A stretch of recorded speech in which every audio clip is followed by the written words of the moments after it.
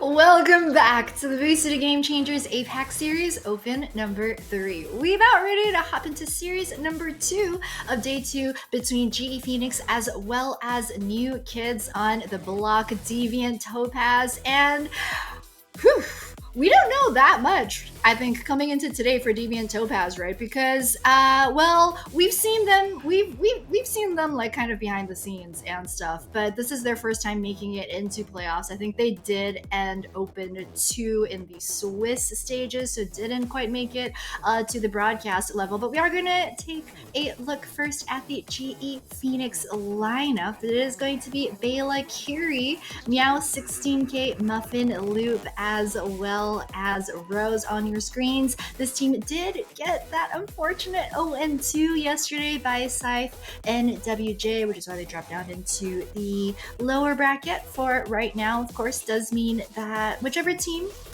loses this best of 3 series, they will be eliminated from Open 3 playoffs. So they did end qualifiers 4 and 2, managed to just barely squeak into the playoffs stage, grabbing that 8th spot. So yeah, I think this team, they have a lot to prove, I think, coming into this Open number 3. It hasn't been ideal so far. Yeah, and speaking about something that isn't exactly ideal, we have a bunch of, mixed match players here on Deviant Topaz, but they're here to pack a punch. We have Pura, Toffee, Waffy, Tub, Yuchan, as well as Yuna here to potentially, put an upset in the playoffs. This team never in the playoffs before the first 2 opens, in Open 1, they were actually known under a different banner, Phoenix Claire, if not mistaken.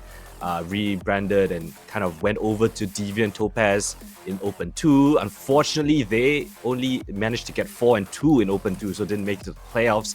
But now hitting a 5-1 scoreline, they pushed themselves into this Open 3 playoffs and now have a chance to really upset the brackets. And up against GE Phoenix, I think they do have a decent chance, actually. Like, this team, it's a bit of a mix and match. We have a couple of players from Singapore, you have an Indonesia and Malaysia as well. So I'm curious to see how this team fares up against that of GE Phoenix. But we have the maps ready, and we'll see how...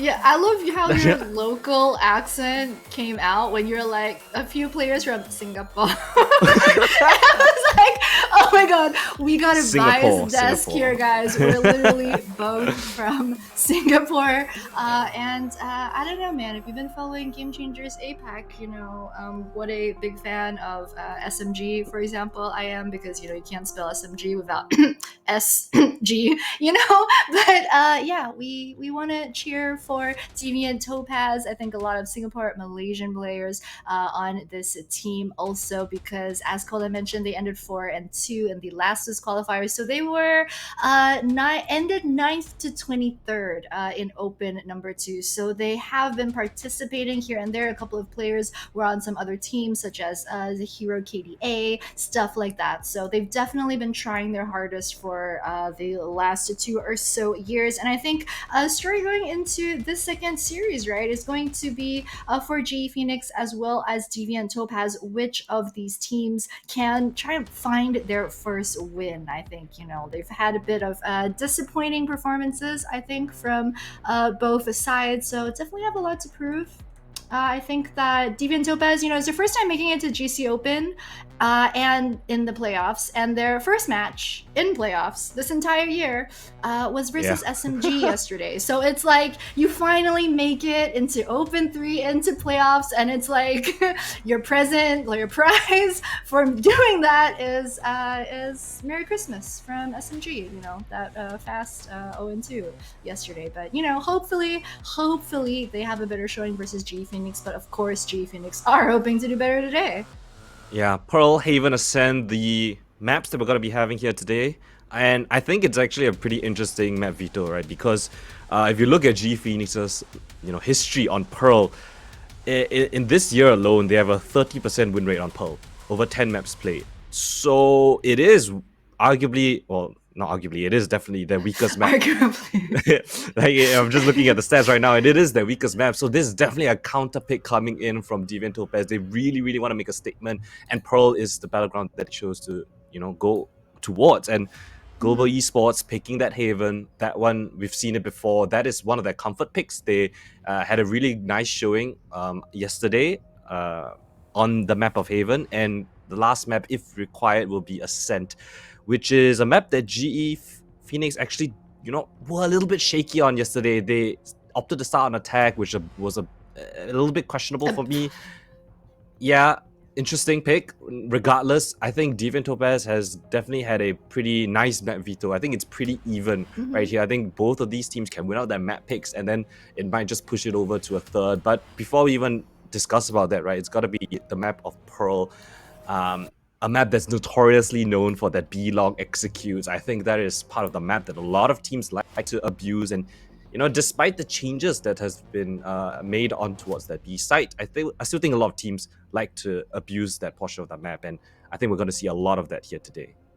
Yeah, I think one of the questions, just because, we haven't really seen as much about them, so I'm not as familiar, is that, do they have a consistent opper maybe for B-Long? I think that's really one of the things that we've seen for come into play a lot in the last few days. It doesn't even have to be an op, it could just be twirly on the Marshall, but like just some type of player that can fit in that role. I think it's going to be crucial for Pearl, but we will see, just one of the bigger maps, one of the more rotation-focused maps as well. And generally, it just opens up a lot more freedom, a lot more creativity, and it kind of will really test, I think, the mettle of both teams in terms of how well have they prepared and how well do you work together as 5. Like when something goes wrong, if your first entry doesn't work out, can they rotate as a team? Do they have a backup plan? I think that's something that we're just really going to be able to tell in the first few rounds. But we do have Agent Select ready, and I'm interested to see what these teams have got cooking up for Pearl. I think so far in playoffs we've been seeing fairly standard agent compositions from most of the teams that did make it to playoffs this time around. But Fade on both sides, Fade Astra, Jet Killjoy on both sides. So it is just going to be the Sky for Deviant Topaz and then the KO for G Phoenix. What do we think about this? I think that this is it's a nice change up from the double controllers that we've been seeing, right? When my screens are completely covered with blue or green. Boring. Very nice having water and toxic screens all over the place. I think teams really want to take more duels with this composition, right? You really want to have those double initiators to set up your jets, set up your duelists, go in for those aggressive fights. And I think both of these teams actually lean into that playstyle. And they're very brawly. They love getting within that chaos. We know G Phoenix, Meow 16K, as well as Muffin Loop. Those two players, key players for Global Esports. I think the needle movers, the ones that actually are going to influence the win here for Global Esports. On the other side, Deviant Topaz, they have a substitute player, actually Yu-chan, going to be substituting Balding Kneecaps here today. So they are playing with a sub, so the composition might, change up a little bit. Tub on that coveted Jet. She always plays that main duelist for Deviant Topaz, and they're going to want to set her up, right? They have to really play together as a team, Deviant Topaz, if they want to take down a team such as GE Phoenix. And definitely are the underdogs here, the newcomers on the block, as you mentioned earlier on. And yeah, I'm excited to see how this map pans out. It is a weak map for GE as well, so who knows what could happen. Yeah, I mean, not even just new kids on the block, right? Yu-Chen is only 16 Yes, this year, the first and GC. already, right, and already playing at this level. It's absolutely insane, but we're gonna see which of these two teams is about to step up. Dax and Black and Blue, over to you guys. It's not even just about stepping up there, Jenny. It's also about making sure that your fate will be in your own hands. This is going to be an interesting one. The lower bracket is here, ladies and gentlemen, and it's Global Esports Phoenix versus Deviant Topaz. Dax and Black and Blue still here together, and from what we've seen on the map pool so far, it's kind of interesting how DVT did take the map pool. Black and Blue, they went for the Band Fracture because it's GE's best map. They go for Pearl because it's something that GE struggles in, but later down the line, I think you agree with me that for GE Phoenix, they're going to have a better outlook for the second and third map if ever we get there. I disagree that I will agree with you. In fact, I wholeheartedly agree with you, Dax. So I'm going to double down on that. Thank you. And I think so as well. And you can see here that GE, there has to be some sort of uncomfortability with this, knowing how they performed against RIQ. Just looking at their comp, they only really change up the Jet from the Raze, but it's who's playing what. This time around, you have Muffin Loop as that duelist when she was on that Fade in the past. You have Kiri now on the Fade when she was on the Astra. Changing up who is playing what might just be what Global need here to get themselves further in the bracket. Yeah, and it's because of the duelist setup, as far as I remember. Meow is more so their Raze player. If they're not running the Raze, then you want Muffin on the Jet instead. So adjustments made, and for GE Phoenix, this is a big matchup for them. Not just because they don't want to be eliminated, but if they remove Deviant Topaz from this bracket, that's one more contender away from their elite slot. If we see GE Phoenix keep moving on, keep eliminating teams in the lower bracket, then they themselves make sure that they're going to elite through their circuit points alone. And speaking of Deviant Topaz, they now move towards this B site. There's for the taking, as GE will go for the retake later on. Correct me if I'm wrong, but if they win this series and if Orangutan win theirs, then they should be good for their points right into Elite, possibly. They're in. Yu-Chen, they take out Meow 16, which is a big hit. No more smokes now for that retake.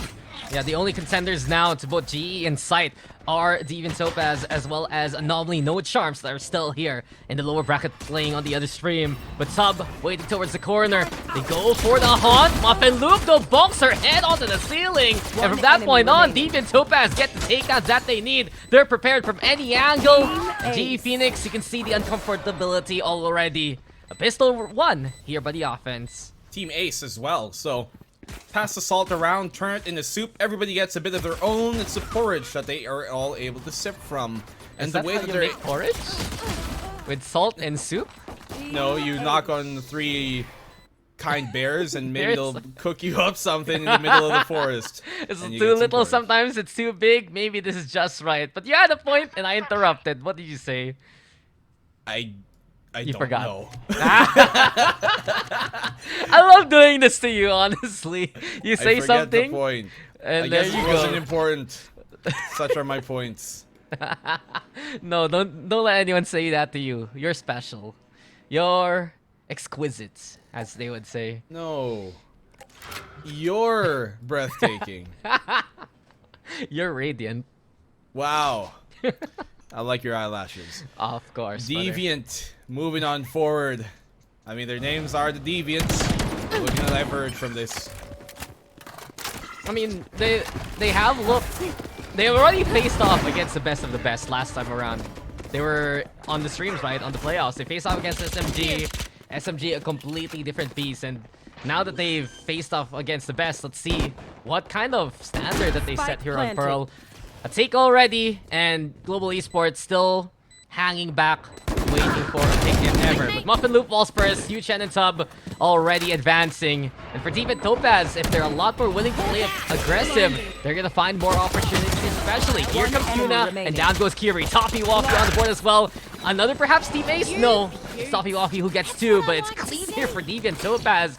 And it's showing that they understand this can be a map pick they can take away from GE. Maybe not a team ace, but hey, a flawless is just as good. Some would argue even better.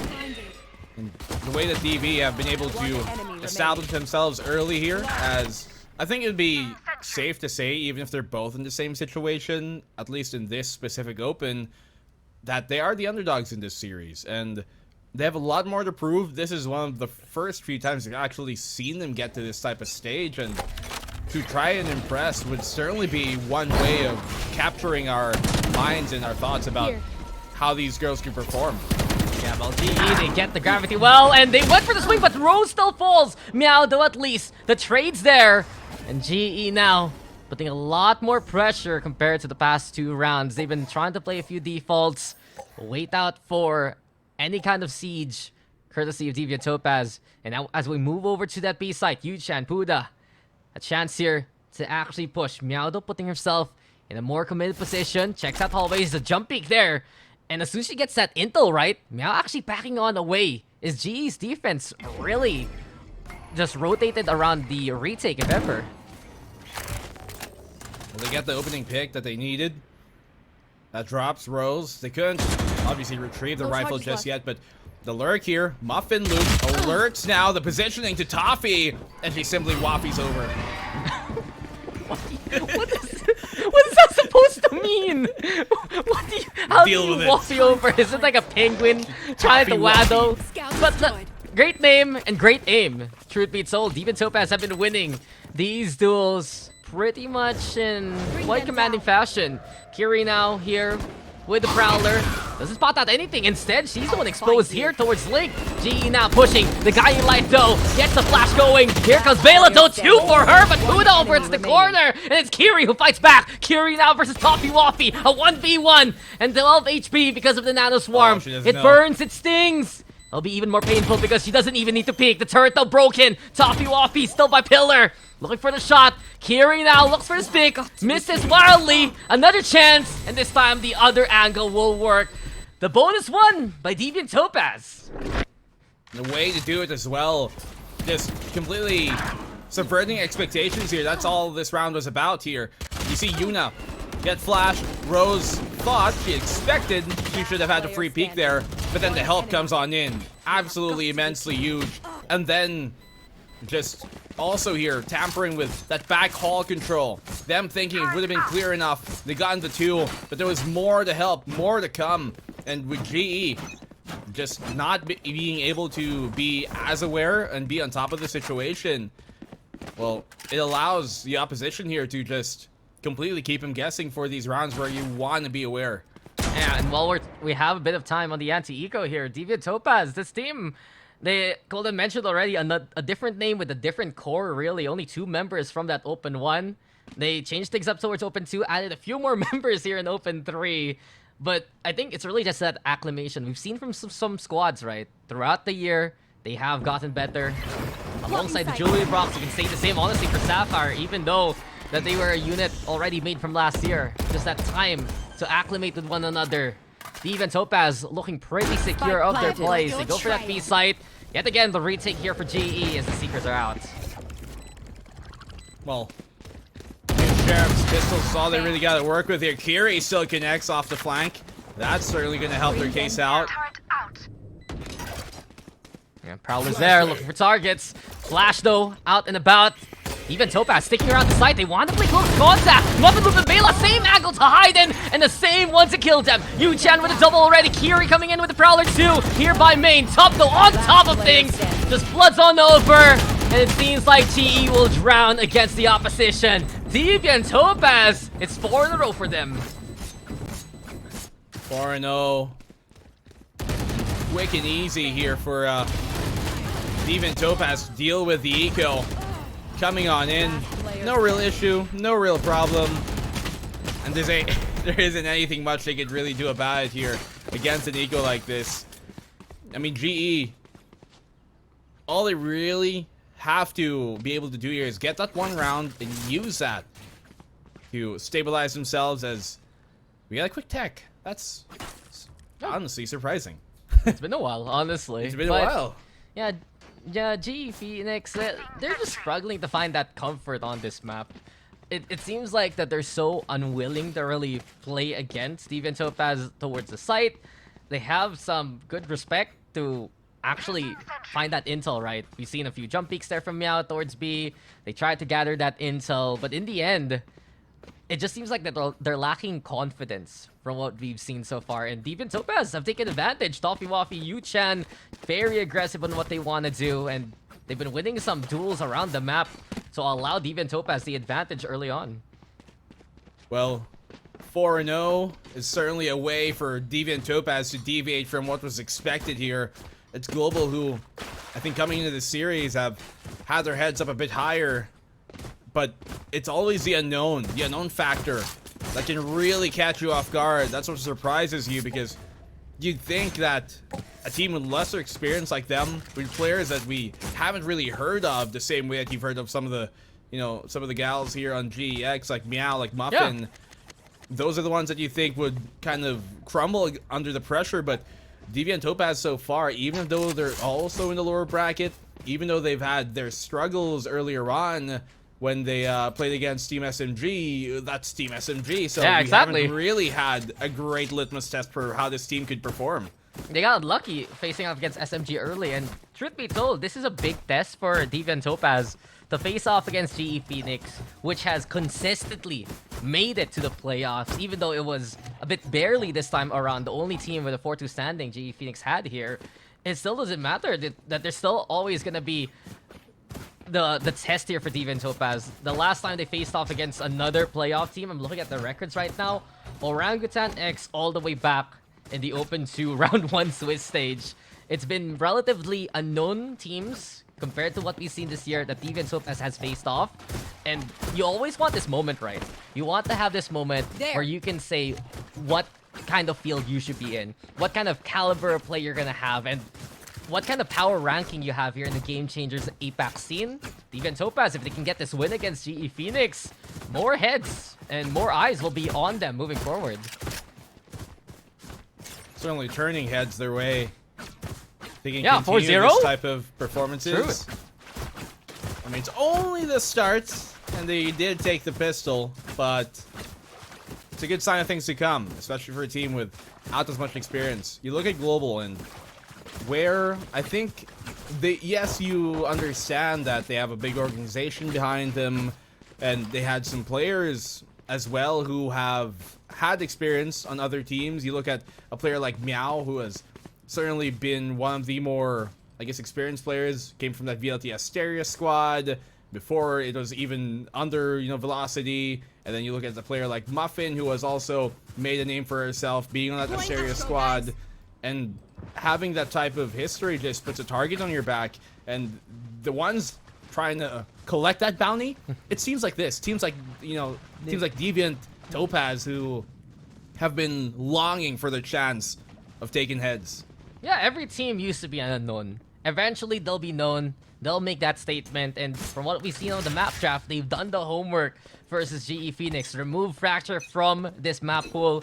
Make sure GE is uncomfortable here at map number 1 on Pearl.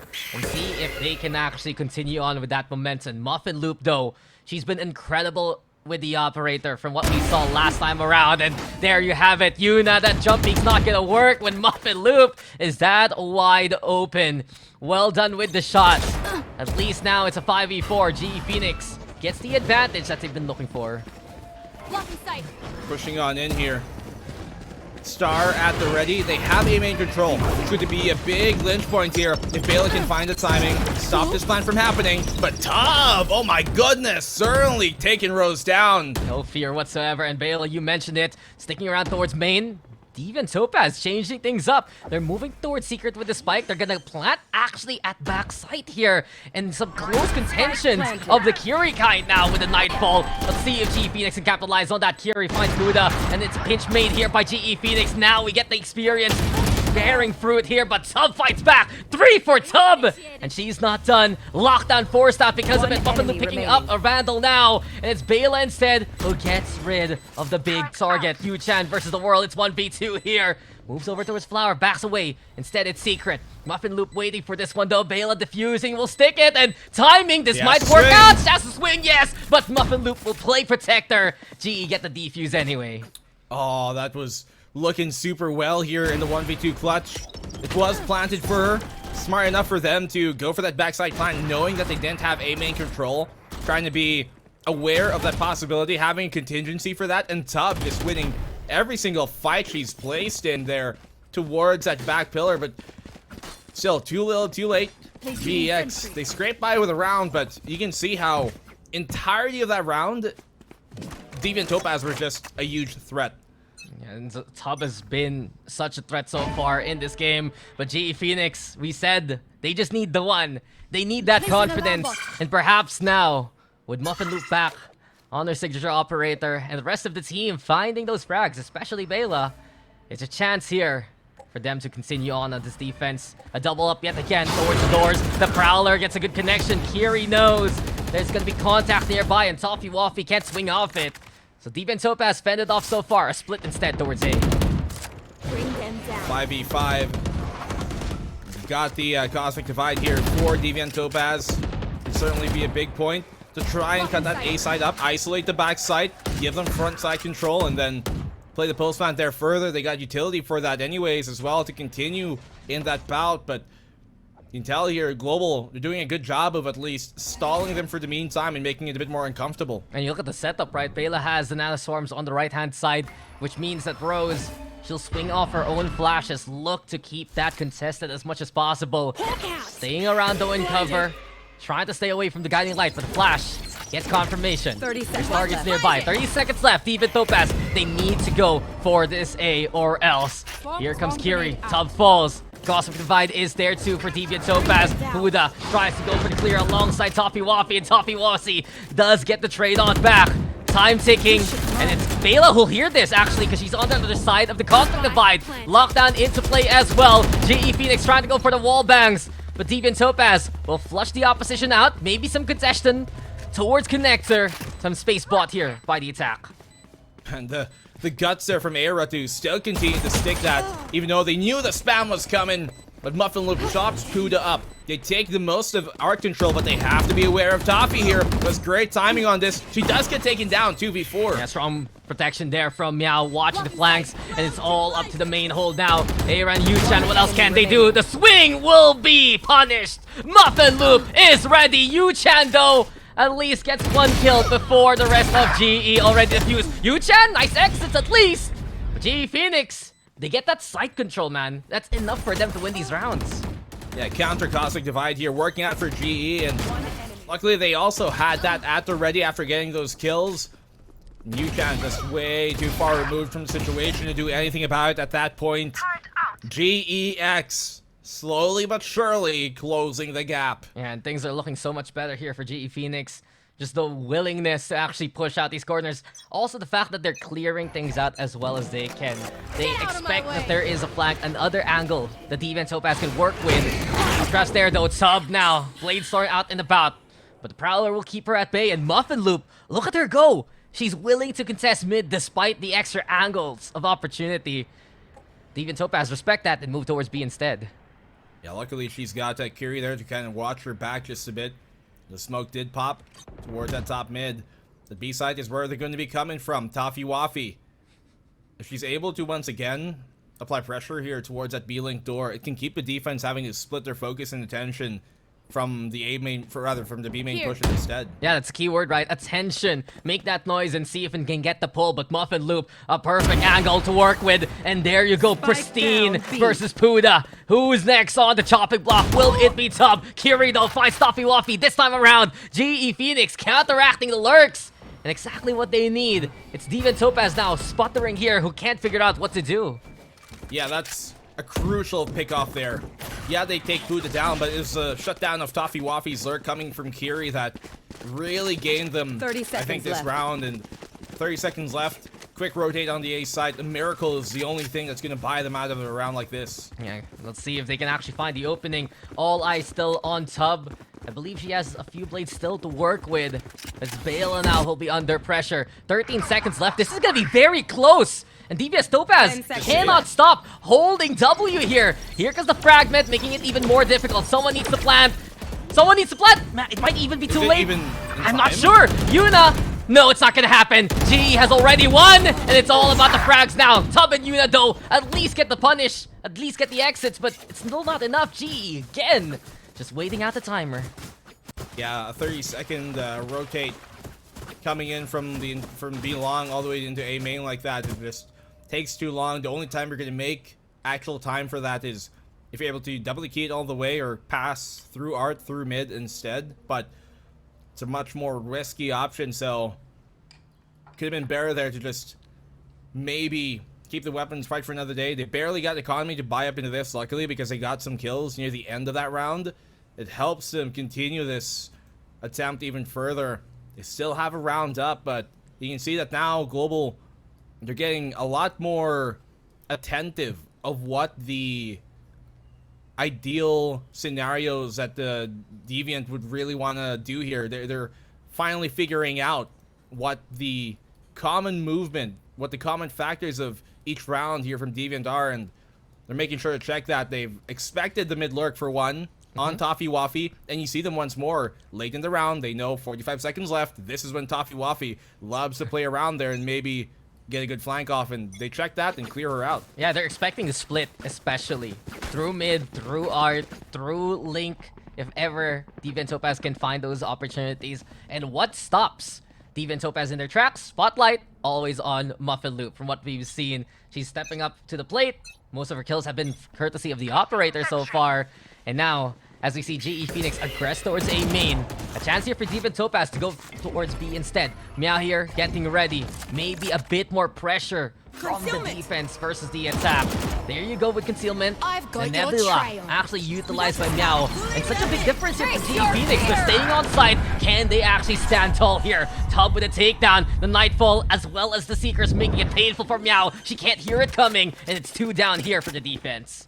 Yeah, there's so much pressure there at Mao to perform when he gets hit by the Seekers. Everybody's kind of going around her. Once again, Toffee Waffy able to get the flank off, but this time around, because of the fact that they took down so much players on GE's side already, there isn't enough, you know, power. There isn't enough of the count just to, there isn't anybody available to make sure to hold that flank off, and now they simply lack any sort of chance of taking the round back like this. The save is the right call. To get 3 rounds already is not too shabby, so they know they can continue in the half further and come back. And I'm liking what I'm seeing here from Deviant Topaz. They're willing to play aggressive and just push, execute with these ultimates. As soon as they realize that there's still players sticking around on the site, they go for the clear, and that worked out well for them. Only problem now, they still haven't gotten rid of that operator. So Muffin Loop, the Lichman of this defense. Let's see now where she's gonna station. The defense for sure here has certainly turned it up a notch, but Deviant looking to shift gears as well. Taking a round like that, quick, swift, and clean. They had the wrong read on where to position the op, and allowed Deviant to really run them down towards that B site. Now the op switches back from A to B. Deviant, they're going to the ladder side as well, so this will actually could be problematic here. Oh, but she doesn't connect. That's very fortunate here for Deviant. Yeah, she played the anti-flash, but it still wasn't enough. But this time around, a small little sliver of an opening. Enough for Muffin Loop to work with. Yet again, threading the needle, and even through the smoke! This is what Muffin Loop is all about! Bela also with the fine, and it's all left to Tub here, trying to work things out in the front line. What can Yu Chan do? It's difficult, it's looking perilous, and there's just no escaping Muffin Loop. Flawlessly done by GE. See, it's the operator it's all about there. Oh, the quick shot too. She was about to round the corner there at the end, and small angle. Actually, almost could have gotten 2 birds with a single shot there. Could have been a collat, and yet just no real fight. The Evens were able to put up. Once that op and Muffin is placed in the right spot, it's an absolute sentry, a turret that nobody can bypass. Yeah, it's just absolutely automatic. She missed once. That was a warning shot. The rest was absolute perfection.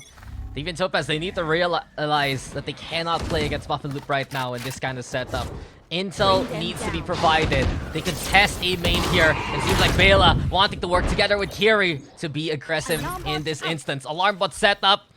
Seems like the protocol for GE Phoenix. Get that main control. Give Bela the lockdown. And now they can play a strong post plant if ever.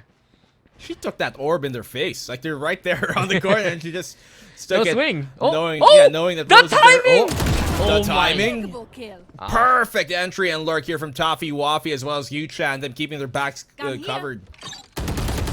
Yeah, well, at least there's the opening made by Deviant Topaz. GE Phoenix. Rotation to move towards main.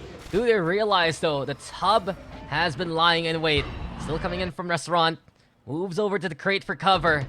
Doesn't spot out the contact as of yet, and this is dangerous for GE Phoenix. If they assume that no one's behind them, well, Tub will have the opportunity. Even worse now, Bela's gone. Rose cleared out as well. And as soon as GE Phoenix command one side of the map, they're answered by the other. Muffin Loop, the saving grace here perhaps. Spikes planted. It's 2v5, very difficult. Meow though, making it perhaps possible. Toffee Waffy falls, but Muffin Loop, this is dangerous. It's not just one here, Black and Blue. It's two. Tub alongside Yu-Chan, staying by the crate. Wouldn't be surprised to see the save. There's a swing. Stellar shot from Muffin Loop. They can't push from this one though. Too much time already utilized, and I guess they're trying to look for exits by this point. Yep, just trying to wither down their numbers. Enemy Oh. kill. That's the best My you can hope ult's for. ready. Dude, Muffin is I- absolutely automatic. I He feel- is not missing a shot at all. Look, I don't want to second guess some things, but if Muffin Loop is this sure with these shots, I feel like this round is still winnable. Could have been winnable rather, until Yu-Chan there shuts down that operator. In the end though, Deviant Topaz, they get the round win sure, but the bigger one is they finally get rid of Muffin Loop's first operator. Maybe a reinvestment here from GE Phoenix, but Deviant Topaz still in the lead. I mean, could have been if they weren't pressed for time so much, even a 2v5, but dude, Muffin is certainly having herself a hell of a game. Deviant Topaz, though, still benefiting from that round, who really had a great one in terms of the amount of subverting expectation moments that they had there in the cracks, in the wood, in the walls, like termites. They were just completely scattered, lurking and catching GE when they least expected it to. And GE, they now call a timeout to reset themselves and try and get back on top of the situation. I think reset themselves is the key word right now. It feels like for the first half, it's a mental thing for GE Phoenix. They have this confidence courtesy of Muffin Loop. She's the shining example for what we've seen so far. But there's still that discomfort that GE Phoenix has for this map from how they're playing and the new kind of setup that you mentioned because of the change from the Raze to the Jet. So let's see now if it's been inspiring enough from Muffin Loop to corral the rest of the team. The op is there though yet again. Bladestorm available. And if Deviant Topaz can take more opportunities, find Muffin Loop or stay away from her, then that could be them building this lead even more so. Well, we got the Cosmic Divide here in Deviant Topaz, but it's the lockdown that I'm looking at for here on GE's side. Can use that for the post-plant retake, which certainly Deviant would use for the initial entry. If you're talking about starting things off, it's Muffin who gets them going. Great pickoff once more. What the absolute menace with that operator she is. Yeah, she's just an op in command right now, and Meow playing towards backside. Gravity Well to go for the stall. The Prowler gets connection, and Muffin Loop is unrelenting. This is Muffin Loop, and you will know her name. 3 down already, looking for a fourth, but Yoon at least, the swing is there to get that connection. It's 4v2. Meow though, still by Dugout. Damage done by Muffin Loop. Can the rest of GE follow suit? Yuna fighting back though. Deviant Topaz refuses to lose in this position, but it's dangerous to seize, making it even more difficult. Still no swing though. And the timing could have been the opportunity. And Deviant Topaz out in the open now. Meow with a takedown. It's Yuna with 3, but it's not enough versus GE. 5-6, and well, you can see where GE is getting the advantage from. Well, you see here the push coming from Deviant Topaz, where initially they try and execute on this site, right? And look where they commit their smokes. Towards Flower and the dugout, not towards Art. And typically, if you had 2 smokes, you only have 2 smokes with an Astra like this, you'd preferably kind of prioritize Flower and then Art. but more importantly, Art, and you can swap between either Flower or Dugout, but why do they leave Art open? I have to infer, I assume here, that it's because of the fact that they're afraid of the operator of Muffin, and they're afraid that she might have repositioned to Flower or Dugout, so that's what they smoke out, because that's typically where the op would be. But she was towards Art instead, and the problem is, if you don't have somebody lurking from mid there towards that Art, it can be super detrimental to leave that Art open like that. But once again, these are the kind of indirect effects of having that operator and them being afraid of it. They leave Art open because they thought she'd be towards the backside instead. That's what they smoke off, but they were dead wrong. Look, it's conditioning, and truthfully, this first half, it's defined by fear. Some of the fears that GE Phoenix had at the start of the game, and still some woes along the way. Now, the fear instilled by Muffin Loop towards Deviant Topaz, that she is a threat, she needs to be stopped, and Deviant has struggled to find her before she does absolute critical damage.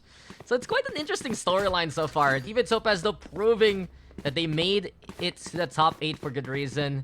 We're seeing some good plays from Chubb, from Yuchan especially. They still have the lead, but GE has crawled and clawed their way back. And here we go yet again as the game looking to come back online. Muffin Loop, where's she at? Towards A. Well, right now, Muffin Loop is just a global threat here to Deviant Topaz. Her. You know? Yo. No feedback from the joke. No, Okay, I honestly, I honestly let that one slide. I gave you the one at the start of the game. That was a no for me, dog. All right. Nice try, nice try. I'm gonna have to look for another way too. The Seeker's out on towards the site, and it's not the best buy from Deviant for sure. Yeah, exactly. I was honestly wondering though, will Deviant Topaz consider facing off off versus off, but you mentioned it. They don't have the credits to work with. They do get a very quick plant though along the way thanks to the Cosmic Divide. Bale, a different plan.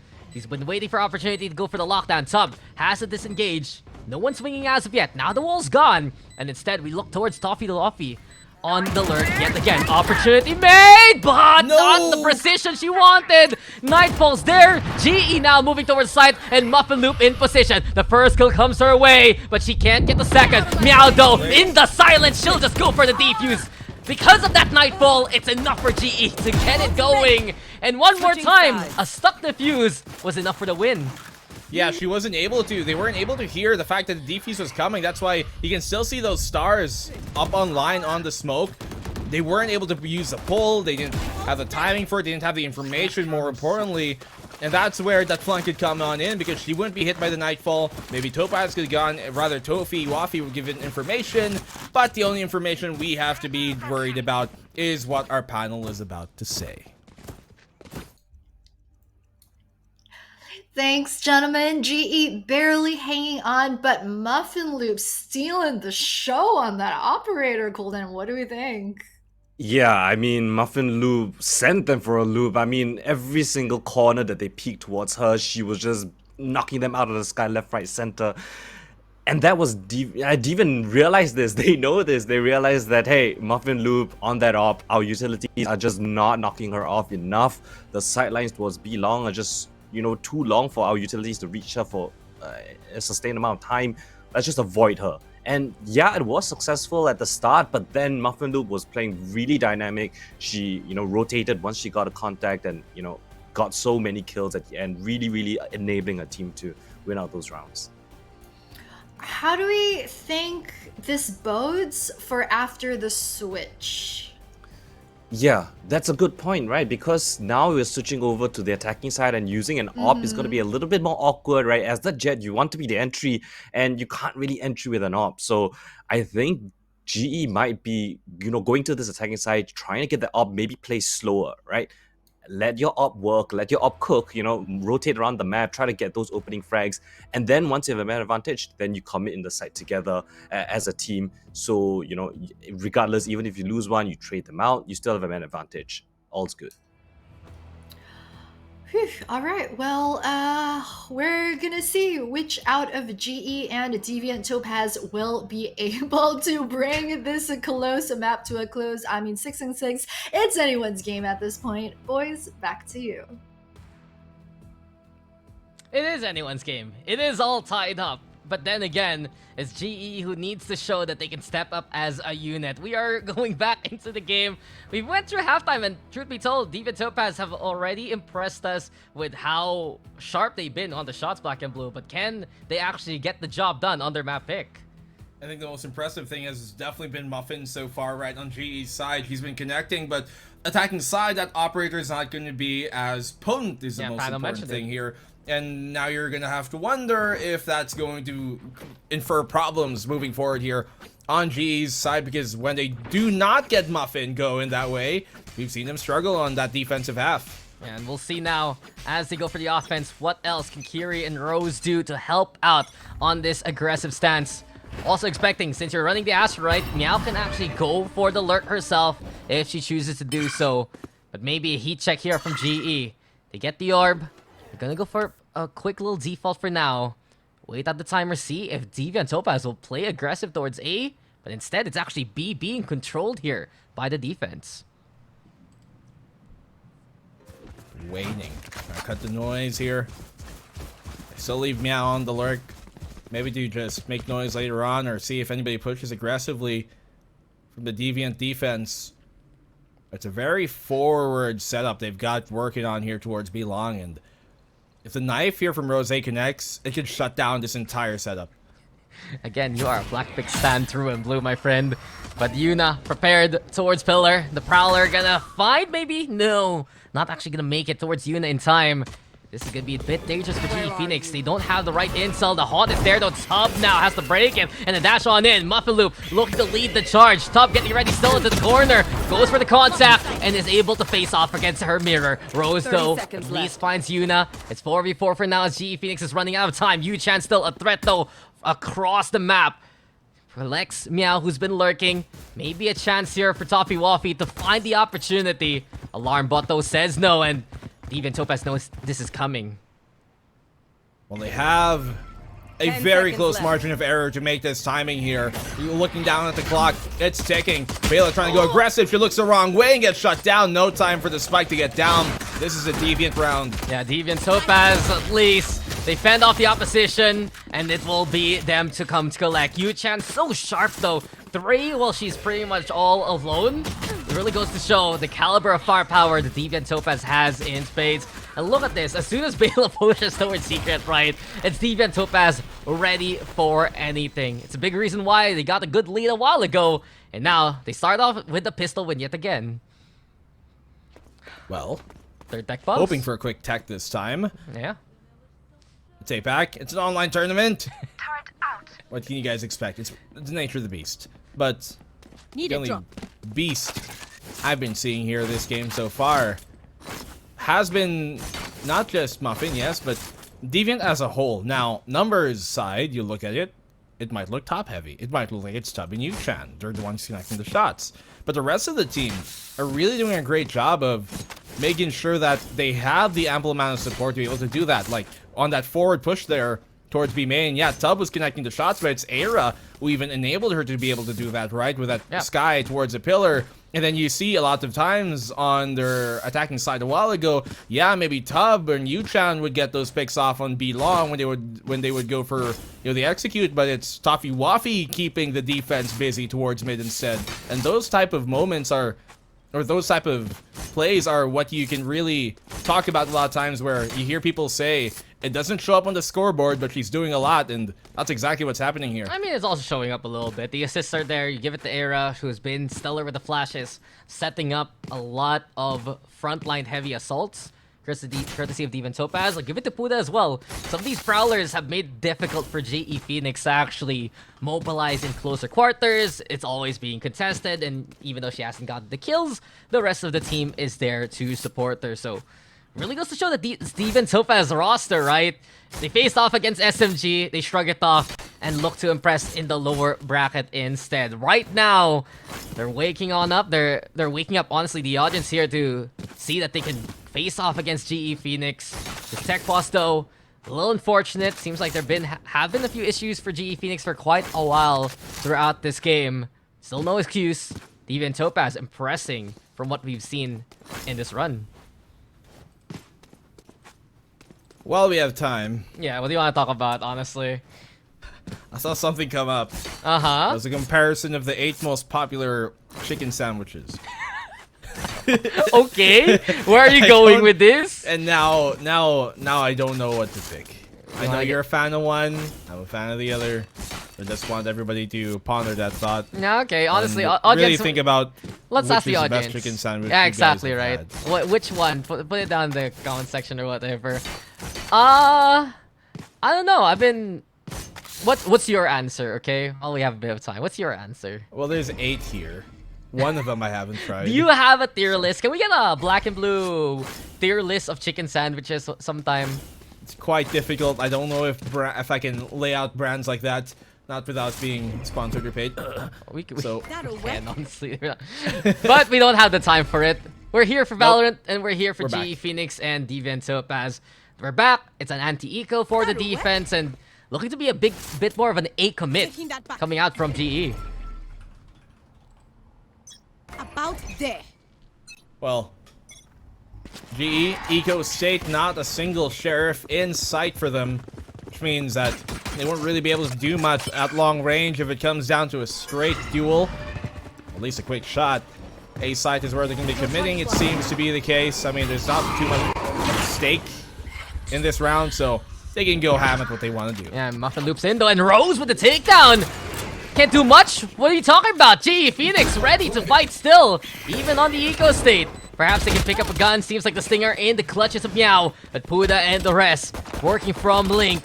Ready with the Spectre, trying to go for the tag down. Tough fighting Meow though along the way. Muffin loop with the trade, but it's Puda instead with another answer. 3v3 as at least GE doing some damage. Yuna has had enough. The Bulldog has its bark and bite. Ready for fights. And there you go. It's 2 for Yuna. And Tub gets on the board yet again. Deviant Topaz. They get the defuse and they get the round. Could have been fortunate there if Rose was able to get that lurk off in time, especially get the kill here. But the very end of it, she got her one. Taken out. And ultimately, as I said, not too much at stake in a round like that. Allows Deviant Topaz to build at least a, maybe not comfortable, but it's a lead nonetheless. Oh, look at this though. This is what I was waiting for all throughout that first half. Tub on the bonus. operator now. Yes, you mentioned it. On the bonus. Pretty much not a bonus anymore. They want to contend against these rifles bought up by GE Phoenix. Maybe Shock. Especially anyone who peeks towards B. And that might be Meow. But the 1-3-1 we've seen from GE Phoenix time after time on this map. Like to play the lurk. Look for that opportunity. Muffin Lupto trying to lead the charge towards Plaza and move into the double doors instead. Toffee Waffy awaiting them here. And in the silence, GE trying to cut a bit of noise. Maybe find the opening versus Deviant Topaz, but they're so prepared. Not just the utility, but Yuchan already tagged quite a bit. Deviant Topaz keeping tabs on GE here. Comes in the push. The operator posted up on the wrong side of the map to try and anticipate and receive this attack. But the utility just sends Global going the other way, and suddenly DV Tub, she might just be in the right spot at the right time. Absolutely, by the halls and it to the funnel of B itself. Prowler notices there's one by connector. Toffee Waffy getting ready, and Toffee Waffy! There you go! Cute and deadly, apparently! What a way to hold things down, and what a shot even towards Bela! It's 4 for Toffee Waffy! She's hungry for the ace! And let's her the timing. get it. The timing, though. It's running out of time here. Maybe she can find the target. Meow will deny her of that glory. But the damage has been done. And think about it. You're taken down by a player named Toffee Waffy. Insult to injury. And it's even worse now as Deviant Topaz gets another one. What a way to do it as well here. Obviously, Meow having to spoil the fun, just like her old Team Rocket days, but in the meantime, it's Toffee Waffy who just proves to be the absolute MVP of that round. Crucial moment there to connect those shots. She only really needed to get one, Dax, because they were going to run into potentially the majority of the defense on A, or Muffin, rather, DV Tub, towards that B side here from Deviant. And it would have been a problem either way for Global, but he single-handedly puts a stamp on it and sends him back home. I mean, you tell her that. Don't tell me. She got, What? 3. You said she only needed 1. She got 3. And then the +1 even, right? Deviant Topaz. I'm saying this still, that they're so sharp. And they're so confident in the angles that they take. And they're like this for good reason. It's GE Phoenix who's lacking the utility to actually flush them out accordingly. Yes, there was the Prowler to get the spot versus Toffee Waffy, but Muffin Loop still went in there, and Deviant Topaz was ready for it. Those are the scenarios that a team like Deviant Topaz, who has everything to gain from this open, take advantage of. And as of right now, the 3 rounds in a row without the operator being noticed yet by GE, it's gonna be even worse for wear if it's now Tub they find early on. Well, so far late in the game, it's Global who have yet to be able to get that stability. And this is what we were worrying about. Same with the panel. They aren't on the defensive side anymore. And for a team that likes to, I guess, really surround itself around that op on the defensive side, that's how they gain their rounds. It's how they make their money. It's not going to be as potent on the attacking side. You can see that be a problem here because they aren't getting Muffin into these positions anymore where she can just wreak havoc the same way she was on the defense. Yeah, it's one of the creature comforts, and Tub here prepared the watch for main. A hero rifle in the hands of Meow. This Lurk might find an opening if ever she catches the timing versus Yuchan and Era if ever. But the rotation actually, Deviant Topaz expecting now this B hit. Seems like Meow will herald the charge instead. Rose also over beside her. Tub though finds Muffin Loop. So that's the Lurk gone on the opposite end. Yuchan still waiting. Alarm, but Meow finding a bit of intel. And Yuchan finds Rose. Meow though with a trade. Toffee Waffy burning out Kiri. But Meow fights back. But it's not enough versus Yuna. Too many guns on the side of Deviant Topaz. And GE Phoenix running out of the numbers. What can Bela do? She has to share, but it's a difficult range to work with. The flash is there. Yuna now knows that it's GE still waiting out in the open. The jump peek gets confirmation. The spike just out of reach. The flash hit again. No peek yet. Deviant Topaz waiting for the numbers. And Tub is there to come and collect. Certainly swimming in their own success here right now. Tub leading that charge. The rest of them just falling one by one to the overwhelming amount of firepower Deviant Topaz have over them. But let's see. This is one of the real crucial points of this game, really, of this map specifically. If GE let this one slip, that's very close to match point. Way too close for comfort. Yeah, Deviant Topaz, incredible so far. And GE Phoenix looking absolutely lost here in the woodworks. The haunts there, broken quickly. Immediately mid-presence has been exposed. And Deviant Topaz right now, still the scope in by the operator, but GE, a different plan. They're looking to go for the push. It's Puda instead, prepared yet again. Toffee Waffy on the other end. Bring them down. Finally getting ready, looking for a quick little stun or whatnot. Gets the catch, Rose instead, finding Toffee. Puda now has to back on away, and this is looking pretty overwhelming from GE. Exactly what they've been looking for all throughout this half. They go for this B site. 5v4. Rose taken low, but doesn't matter. Easy Muffin wanting to get aggressive here. Has to be careful not to let herself get picked off, because that will equalize the player count in Deviant's favor for this retake. Trailblazer, this could be great timing. It is absolutely stellar! Muffin cooks him ablaze! It's a 1v4. 5 now, really. I mean, sometimes you can let her cook. This time, they let her bake. It's just Muffin Loop prepared where Deviant Topaz is coming from, and as soon as they get on the site, they command presence on it. This is a round that Global Esports has been looking for. At the very least, Deviant Topaz can save the operator, but Muffin Loop, my oh my, has been the wake-up call from GE Phoenix from the start of this game and even into this round. She picked her moment, and when she struck, oh how mighty it was. GE, when they needed her the most, Muffin shows up and shines. 7 to 10. They're not going to go out down, not going to slip just yet. And really, this was the big moment of this round. Another highlight for the incredibly sharp Muffin so far in this map. Another one for the books. Honestly, her stock rising even more so. She's one of the stars of this team for good reason, and 19 takedowns right now from what we've seen so far. Such a jolt of energy here for GE Phoenix to work with. As soon as they play from the shops, they yet again can try to vie for mid. A different plan though from Tub. Checking out Club, pushing towards B. The Prowler's there though. Buffett Loot looking to lead the charge. There's confidence right now here from GE. But the Prowler is the answer. It's Yuda flushed out Puda with the trade, but GE Phoenix comes up ahead. Toffee Waffy. This angle was successful a while ago, but she can't play it off because of the fragment. Yu-Chan instead. There's that takedown. 2v3 for now. And Deviant Topaz, they have at least a long side to work with. It's a 1v1 perhaps in mid. Toffee Waffy. Oh, Yu-Chan! Not just one, but both of them! Collateral perhaps 3 kills on the board so far, and Vela's found out as well! Yu-Chan does it all, and it's Deviant Topaz who's still in the lead. It was a call to action to step up your game.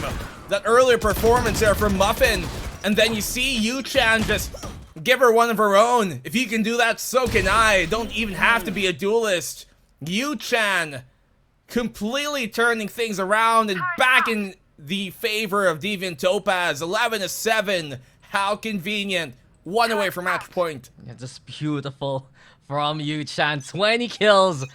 And for a player who didn't actually get to honestly play last time around, I believe, they have a bit of a rotation here from Deviant Topaz. She's just been incredible as soon as she has been slotted into this roster. Now the Cosmic Divide is available. You have the stars prepared as well. And Yu-Chan, a strong rock to rely on. It's Deviant Topaz doubling up as well. You have Buddha there on one side. Yu-Chan moving over to the high ground. And GE Phoenix, they're gonna rely on Nightfall. Now they push. It's Muffin Loop in. There's the Gravity Well before the stall. GE struggling to actually move on through to the other side. But the smokes, though, keeping them at least alive for now. Plant now here. As Meow is able to get a pick off to start this round. Start this post plant, rather. They do have the Cosmic Divide. That could be crucial here to try and isolate these fights. Push on in. They don't expect Toffee Waffy in the corner. No! But Buddha! Going insane. The double goes their way. It's a 3v2. It's not just one, but 2 of them over into the corner. Expect the unexpected, and now GE! They are fearing this setup. Tub with a takedown. It's all left to Bela now. At least the Nanoswarm burns one down. It's 1v2. Is it doable? Bela taking critical damage. Maybe a bit of a spray here from Yuna. Puda going with the defuse, and Yuda is there to get the catch on. The driver's seat is firmly, well, in the clutches of Deviant Topaz, and they put themselves on match points. What a way to do it as well here. They thought it was clear, but this Phantom thing's connecting in the end. The line on up. They filter themselves. They had the lead. I wasn't even sure why they went for that aggressive push. I don't think Yu-Chan had her Cosmic Divide necessarily available on the defense. They did have it on Meow, but they could have certainly played on back there in that case and, you know, just played for the time. Maybe played within the site a bit more. There was a lockdown, but it's gonna have to be something that they're gonna really regret moving forward. This is difficult for GE. Deviant Topaz is still in control. The utilities there. Muffin Loop, though, clearing out as much as she can. Moving towards Flowers, even going towards CT itself. This is dangerous. Tub doesn't expect this, but Tub! How do you hit those kind of shots in those scenarios? From bad to worse here for GE, they need to retreat. Forced back from it, too, and even if they had the rifles, right, just looking like the lesser favored position right now. Still, GE, they're forced by. This could be it. They do have the rifle, but Yuna's in a great spot to shut her down. It's Yuna right at the timing. You know she's there, and Yu-Chan. Now she's found by Meow. A stellar lurk at least to creep on in. A chance here perhaps for Global Esports, but Deviant Topaz had the angle. Tub couldn't get the connection. 4v3 lockdowns there. Sees putting Tub at 1 HP, but can GE get confirmation? Someone needs to push, but Toffee Waffy playing protector. Puda's there too, and Toffee Waffy is the truth. 13-7.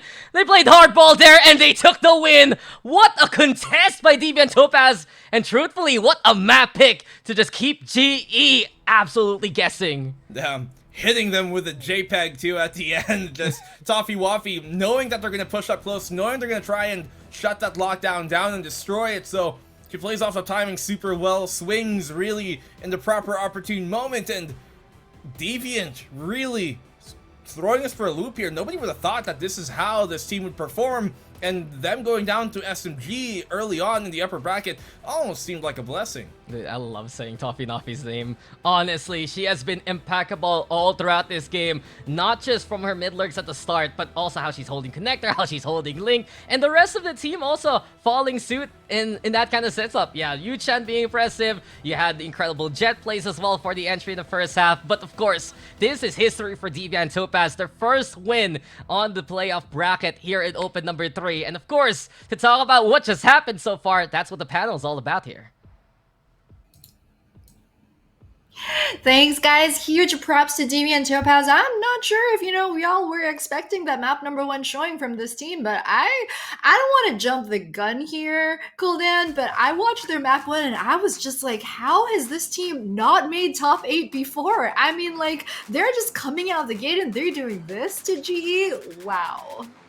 Yeah, I mean, honestly, this is what you get when you have every single player on Deviant Topaz firing on all cylinders, everyone having impact rounds. I think if you look down the list, every single player had that round where they really turned the tide, forced GE back on an eco, and then that just steamrolled on and on. Let's take a look at the scoreboard to see how things played out, because it was an impeccable showing from Deviant Topaz. Look at that, top of the scoreboard for DV Topaz. Tub up there with 4 first kills, 21 and 9 as well. That is one sick KD, and I cannot not mention Yu Chan.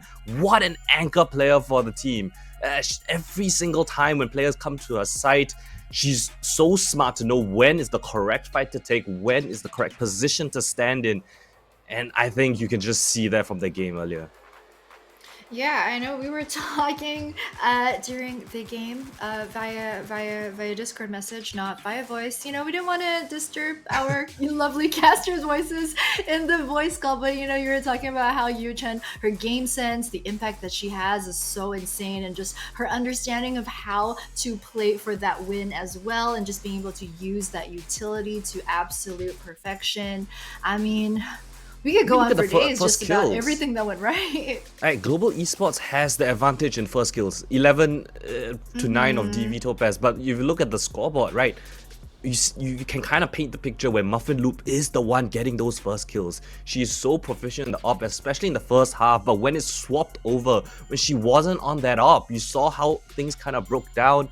GE, well, they had opportunities to fight towards mid where they avoided Tub's op, but then they had to walk into Toffee Waffy, they had to walk into Yuna, they had to walk into Puda, and of course, walk into Tub right here. MVP of the first map. What an insane showing from the Topaz girls. I mean, kudos all around. What a show. Is that a 50% headshot percentage? Bruh. With an op as well. Oh my god, do my eyes deceive me? Okay, she is on Jet, so she does have that little buff when she has her ult. It's just easier to get the headshot. It buffs that. It's still so difficult, right? A bit, but not till like 50%. Yeah. Oh my god, that's nuts. And she has like what, 21 kills, I think. Something like that. That's 10 kills with headshots already. That's an insane number to have, and I mean, I can only imagine what's going to happen on the next map. If this is the kind of showing the DV Topaz has for us, well then Global Esports really need to pull up their socks if they want to, stand a chance to stay alive in this playoffs. I can't believe I'm saying that. Yeah, but I mean, GE Phoenix, they got a couple minutes. We got a couple minutes, guys. We're going to go for a really short break before we find out if GE Phoenix can take this to map number 3.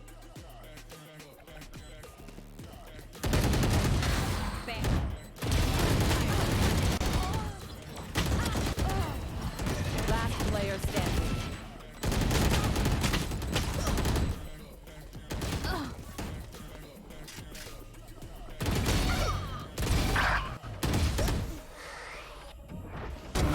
See ya. Spike down A.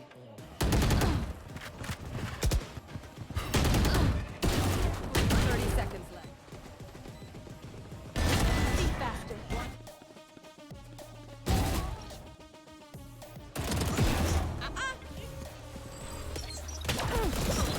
30 seconds left. One.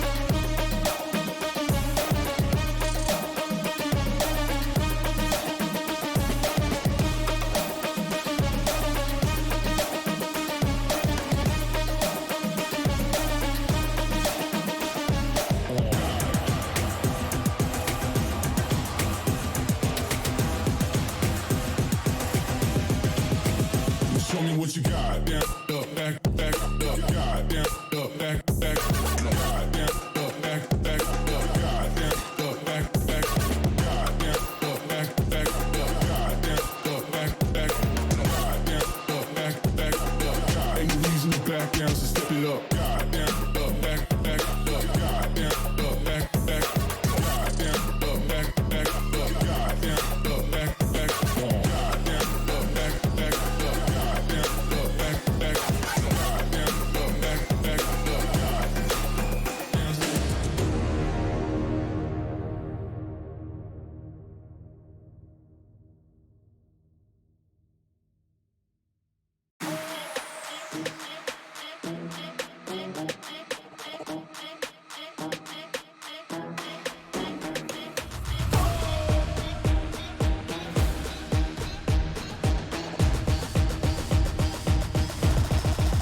Got the money in the bank. Hit you with the. Hit you with the bank. Hit you with the. Hit you with the 808. Hit you with the. Hit you with the 808. Bang to the break. Bang to the break. Bang to the break. Bang, bang, bang, bang, bang. I'm a boss, and you know that I'm finna shine. Got the money in the bank.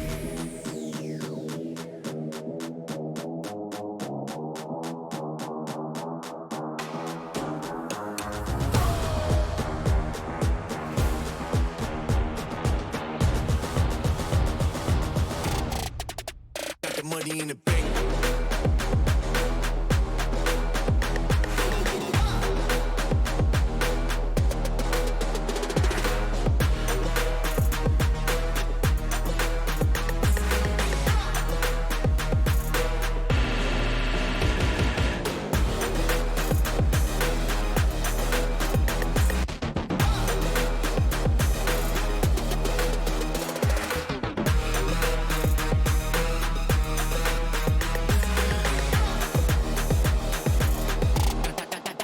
Got the money in the bank. Bank, bank, bank, bank, bank, bank, bank, bank, bank, bank, bank. Got the money in the bank. Hit you with the 808. Hit you with the. Hit you with the bank. Hit you with the. Hit you with the 808. Hit you with the. Hit you with the 808. Bang to the break. Bang to the break. Bang to the break. Bang,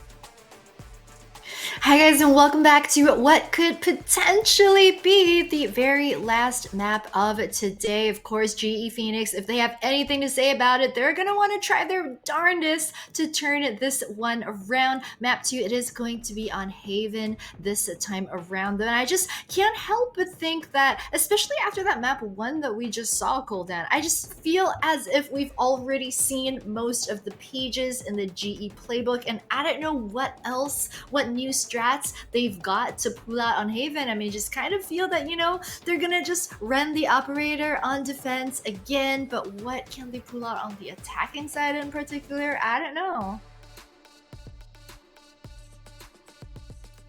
Is it your mic? Yeah, we can't see.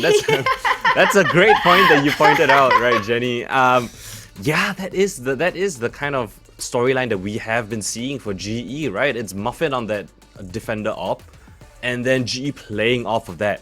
Right? It's been a consistent story from their first series they witnessed yesterday, and it's still the same story we saw here on Pearl.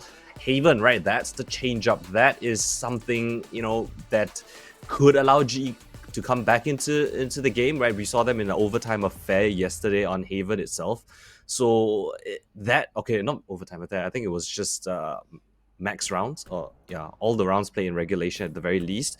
So GE really have to buckle down and realize that that cannot be a consistent strategy, right? That you cannot rely on your main duelist to be the one that's carrying most of the heavy work. It has to be a team effort, especially on the attacking side, where an op might not be the most viable. You have to go in together as a team. Yeah, I agree. And I believe GE are also starting on the attacking side this time around, and I can't help but feel that, you know, a couple rounds into map number 2, we'll probably have our answer, right, as to how much of like the last couple of minutes GE have had to have that reset. Has it worked out for them? I mean, they had a couple of problems yesterday as well when we were watching their series, and the thing is, to go from yesterday's O2 to come to today, like our playoffs, we play for 5 days, and they've been playing like their 6 best-of-3 series last week as well. So if you have like any obvious errors or any things that you want to fix on your team, then once you're in playoffs, there's almost no time to fix that overnight. So I'm just super worried about that. We are going to see Agent Select this time around. I can't help but think they're going to, you know, go back to what's comfortable and their default picks as well. I don't know. What do we think? Yeah, it's got to be the standard approach from both of these teams. Oh, the only yeah. difference, Oh, gonna yeah. be that controller.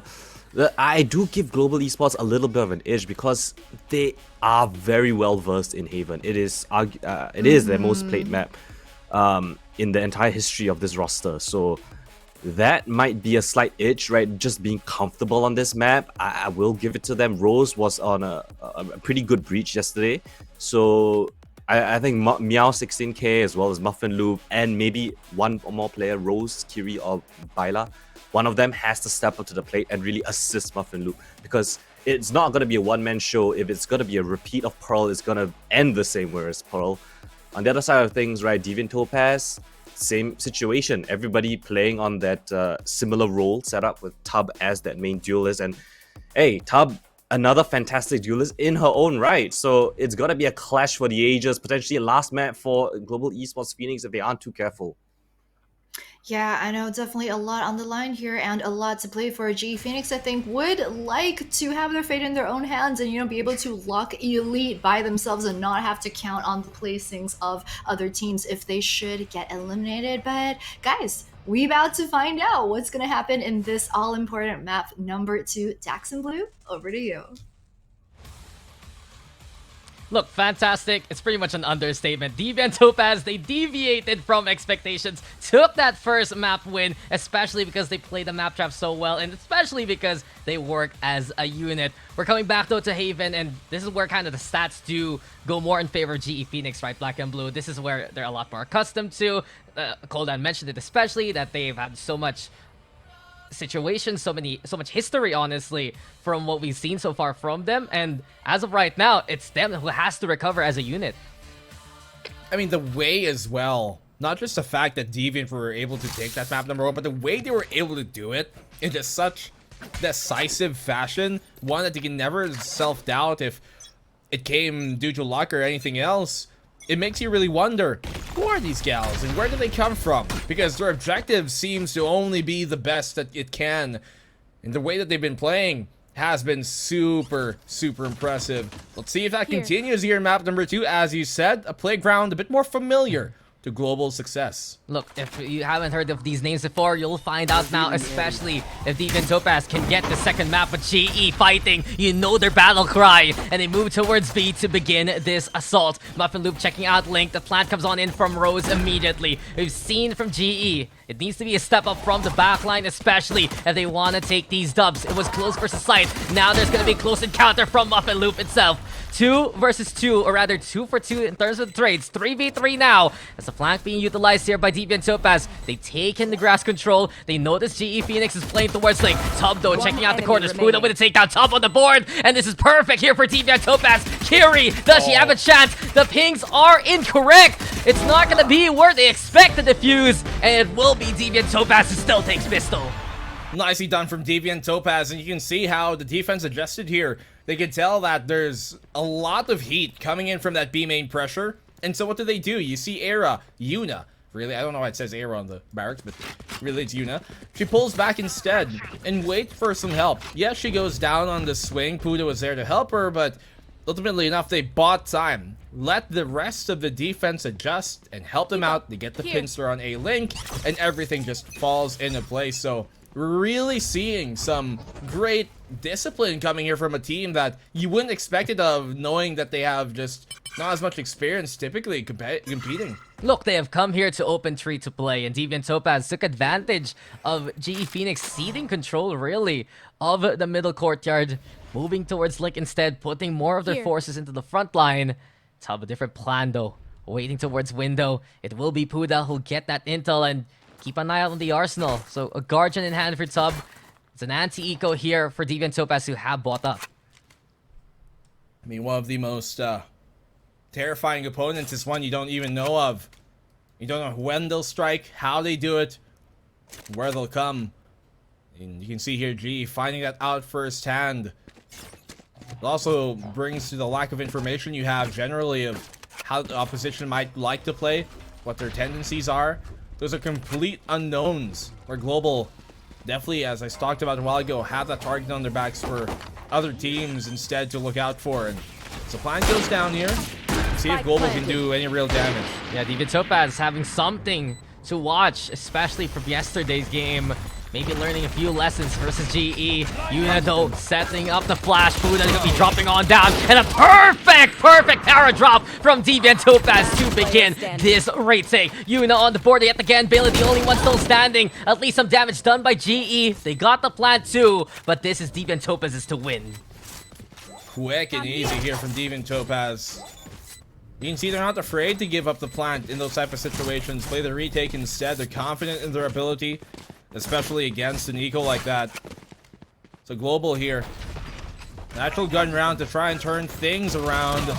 But cohesion has been a word that I'm not going to shy away from using when it comes to Deviant, because they really do look like a unit. Yeah, absolutely. It's just so well synced, so well timed. And Deviant Topaz looking more of a team so far compared to GE. But the guns are out for GE Phoenix, and when you enable Muffin Loop, she will reward you with a round or two. Let's see if now they can continue on. Puda only having to go, so it's going to be a bonus round here for Deviant Topaz. They don't really buy up with some of the members that fell early on. It's GE now taking A-long control. Playing it slowly here. They've crawled up all the way towards A main, though. They expend that recon, I would argue, a bit too early. They don't have any much real information gathering tools aside from the Aldro, which could pose to be a problem, but doesn't seem to be an issue right now, as they do have weapon superiority. Bela comes around. Good thing she checked that angle, and now it's 2 here. The advantage for GE. They get the spike going. A bit of an arsenal for Tub to work with. Guardian in hand, spots the target. Kiri, though, gets the intel. There's also Taps courtesy of the short angle as well. Now as GE reinforces the A side.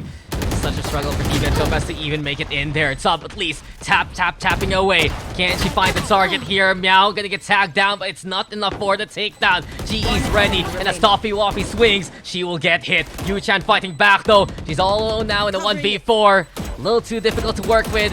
GE, they need to get the hell out of there though, so it's dangerous. Luckily, Muffin Loop finishes off the round early on, and it's now GE getting on the board.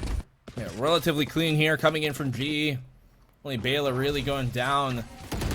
And while it might have worked out that time around, I do wonder if the way that they approach these objectives are going to be the most successful thing.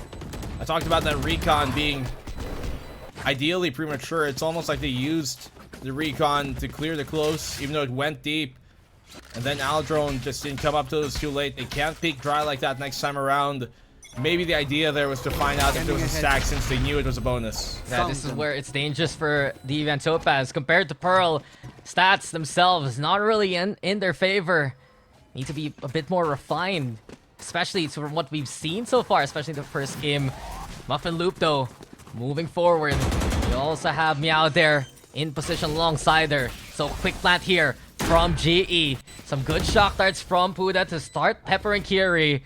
It's gonna be a retake already. Flank though from both Toffee Waffy as well as Tub. So short, long, might be vied for.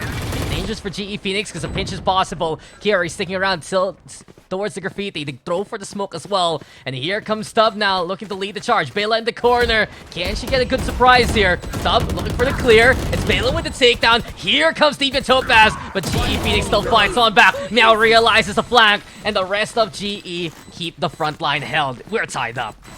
Yeah, nice hold here in the post plant from GE, and that's finally what we want to see here. Punishing the small errors and the hastiness of the retake coming in from Deviant Topaz. The backline was able to get some picks, but it all ultimately meant nothing because the rest of the team were able to swing off those contact points. Now they tie up the game here, so nicely done from GE to get themselves stabilized. They have a real good chance of taking the lead further, and they have to, knowing that they're on the attacking side for the first half. Yeah, they have the advantage. They have the guns, and Muffin Loop also looking online. And alongside the rest of the roster, right, it's a lot more synchronized compared to what we saw on Pearl. Meow's always nearby. You have Kiri Rose setting things up a lot better compared to that first map. And maybe for GE Phoenix, that was a wake-up slap. It's now time for them to fight back. Move towards Silong. Utility awaiting them, as well as both Yu-Chan as well as Toffee Waffy. Threats in their own right.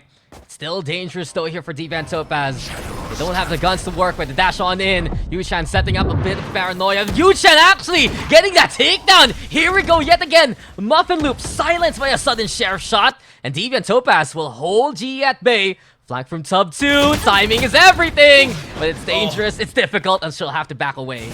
That could have been huge if Tub was able to connect here. Only has a single blade left. Best hope is that they don't clear her out with this, but I'm not going to wager on that. Yeah, Meow's just absolutely aware of where that's going to be. Take her down, and they're going to now bum rush their way towards A. Yeah, found and fired upon. Era does have a hero rifle in hand, picked up, I believe, from Muffin Loop. But the star being set on up. Meow yet again, looking to allow the cross to happen here for GE. Bela clearing out short too, so the split approach from GE always to be as meticulous as can be. Hunter's Fury is there though, and GE running out of time for the plant. Rose avoiding that shot. Yu-Chan on the board yet again. Aftershock is there though, and GE, they're forced to actually put this down. Rose already low HP. Toffee Waffy getting the trigger and making sure that it will hurt versus the opposition. It's 3v1. Kiri all alone. Rifles have been scrounged here by Deviant Topaz, and here we go yet again. Kiri though with a spray bound. It's 2 for Kiri, and it's 1v1 down. The shock dart's there. Puda with a tap. Does it bait out Kiri? The jump peek is there. Get some intel. It's getting tense. It's getting close. Kiri, 1 HP. The dream still alive here for GE. Can she stall enough, though? Puda looking to bait out the peek. But there you go. Puda with the shot, and Deviant Topaz. That's an eco there, too. Watch out for. Thrifty. Barely scrapes by with a clutch at the end, but imagine how much more devastating it would have been if it was cleaner here coming from DV. At least they still get the round, yes. That's ultimate value, of course, as they invested very little into the round itself. But Toffee Waffy, incredible shots she's able to connect with, but not just her.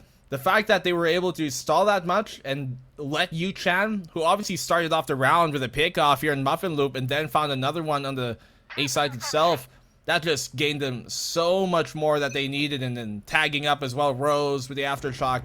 Lots thrown here by DV that gains him a round that we really thought Global would take. Yeah, here goes Muffin Loop though, and again the aggression towards a Meow with the takedown already. Yuna falls, and Global Esports, they need to have that confidence to push, even if they lose Muffin Loop along the way. This time around though, Muffin Loop gets the job done. 2 down here for the defense. A good scan for Puda, and it leads to the demise of Meow. Plant comes on in. Rose getting peppered by the shock darts.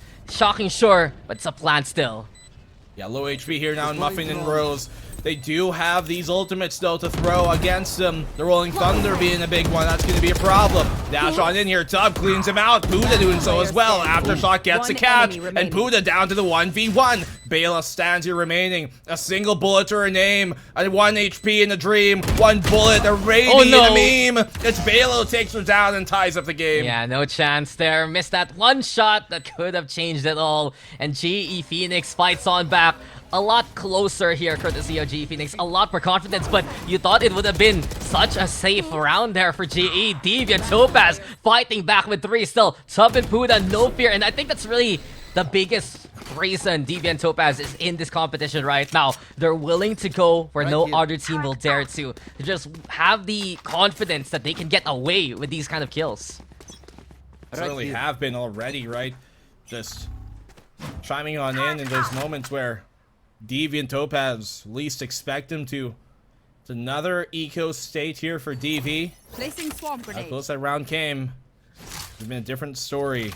Nano Swarm on the choke. Just in case they do start to push on out. Maybe isolate one. Isolate especially Muffin on the dash.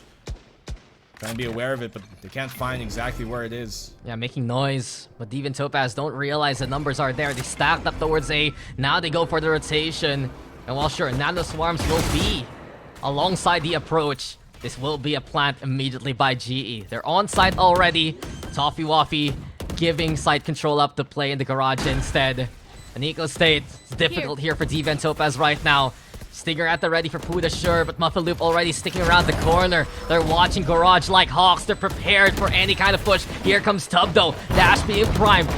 Share shot looking for a target. Yuna and Yu-Chan instead with a takedowns. But the rest of the scoreboard lit up by GE. Yuna staying in cover. At least some fight back here from Deviant Topaz. There's a stellar shot too. 1v1 now. Here we go yet again. But Meow, maybe a bullet is all she needs by the logs. And it will just fall down and timber on Yuna instead. GE takes this lead. Yeah, if she knew, she could have even ulted there, but obviously low HP dissuades you from doing it. Could have been a waste. So they hold on, but they've been keeping these eco rounds close, man. And even the round right before this is 2 rounds down in a row where it came down to a 1v1. And this one for an eco to go down to that type of status of a round, that's not bad. Not too shabby at all for Deviant Topaz. So Yeah. I don't mind this timeout to just add that little bit more oomph to actually close out these rounds which come so close. Some oomph. What else sound effect you want to do? Oomph, oof. Well, what does the fox say, man? But the thing is, Deviant Topaz, they have been eco warriors. You make a very good point. But I think it's when the rifle rounds do happen, that's where they struggle. It's GE Phoenix who catches them out a little bit more, who has that better utility from what we've seen so far on the A side takes especially. And the interesting part is, I think GE Phoenix has held on some of these ultimates for quite a while because of the awkward scenario of an eco state Deviant Topaz has been in. So it's kind of dangerous. They're still playing. They have the rifles, yes. They have the Rolling Thunder and the lockdown. But GE Phoenix have so many tools to work with. GE Phoenix for sure is the type of team that has already proven that they can come back from difficult positions in a series. And that's something they're looking to try and convert here right now. Haven, as we said, might be one of their better battlegrounds to do it. Better stages for this comeback. Lots of ultimates that they've got here to throw on out. Damage being done. Bela's taking a beating. Yeah, she can't stay by the window. Peppered immediately by the Odin Tub, though. The push into the shove. Muffin Loop is gone from this round. And Global Esports will have to work on the entry without her. It's been such a big predicament for them, especially. What do they do without Muffin? Looking lost a little bit, but They play towards A long right now. They still have the ultimates as we mentioned. Tub taking the tower position. And as it stands, they look for intel, see if they can pull some rotations along the way. Pretty big too. The fact that there wasn't a punish from that. No damage, no nothing. Didn't even have to burn the dash to get back out to safety. No immediate refrag swing here from Global. And not having somebody at the ready for something like that has been proving to be a really big problem here for Global, because Deviant, they're getting away with these kind of one-way off picks sometimes that just go unanswered for Global. Now they go for the Cosmic Divide, focusing on the platform side of the map. Look, it's a protocols 30 difference, seconds honestly. left. It's just how they look to go for the push themselves, GE Phoenix.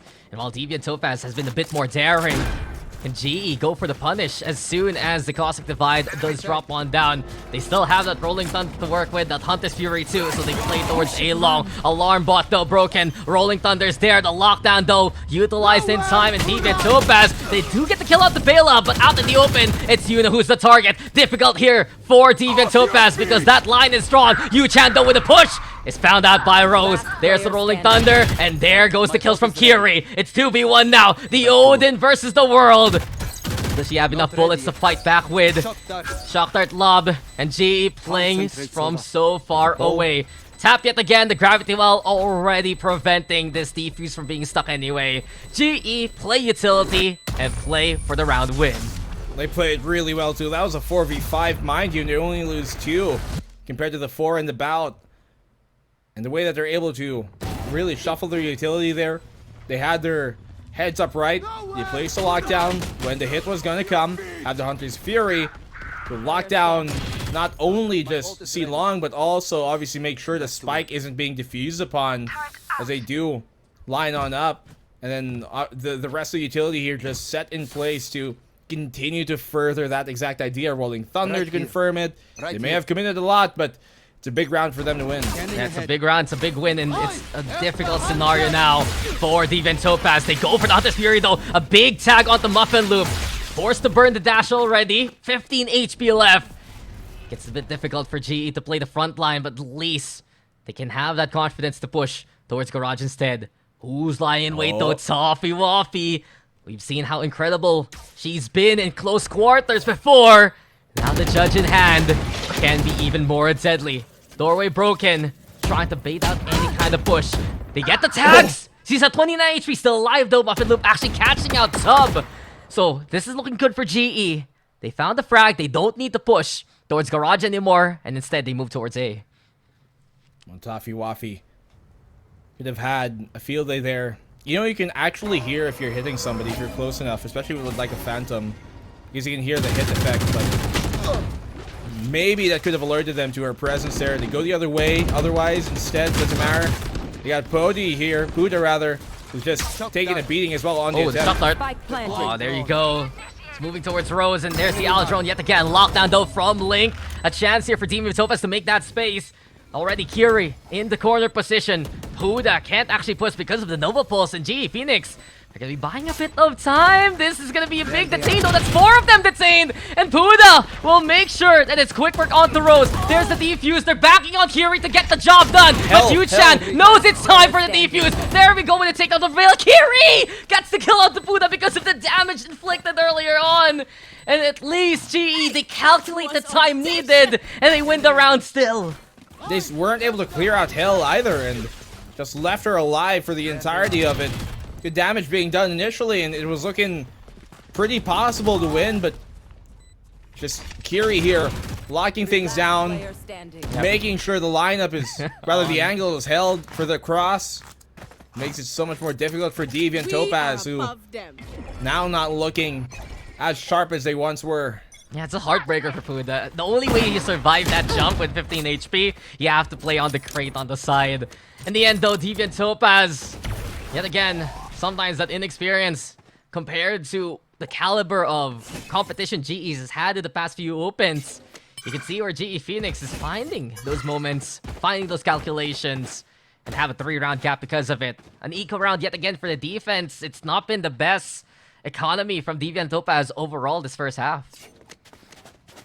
They have a free entry towards the safe site now. Toffee Waffy, the only one there as of the moment. to receive this push. They luckily do have Yuna here now, also prepared. Doesn't have the fault line ready though. They got the flash to fight with. Fault line now, off the cooldown.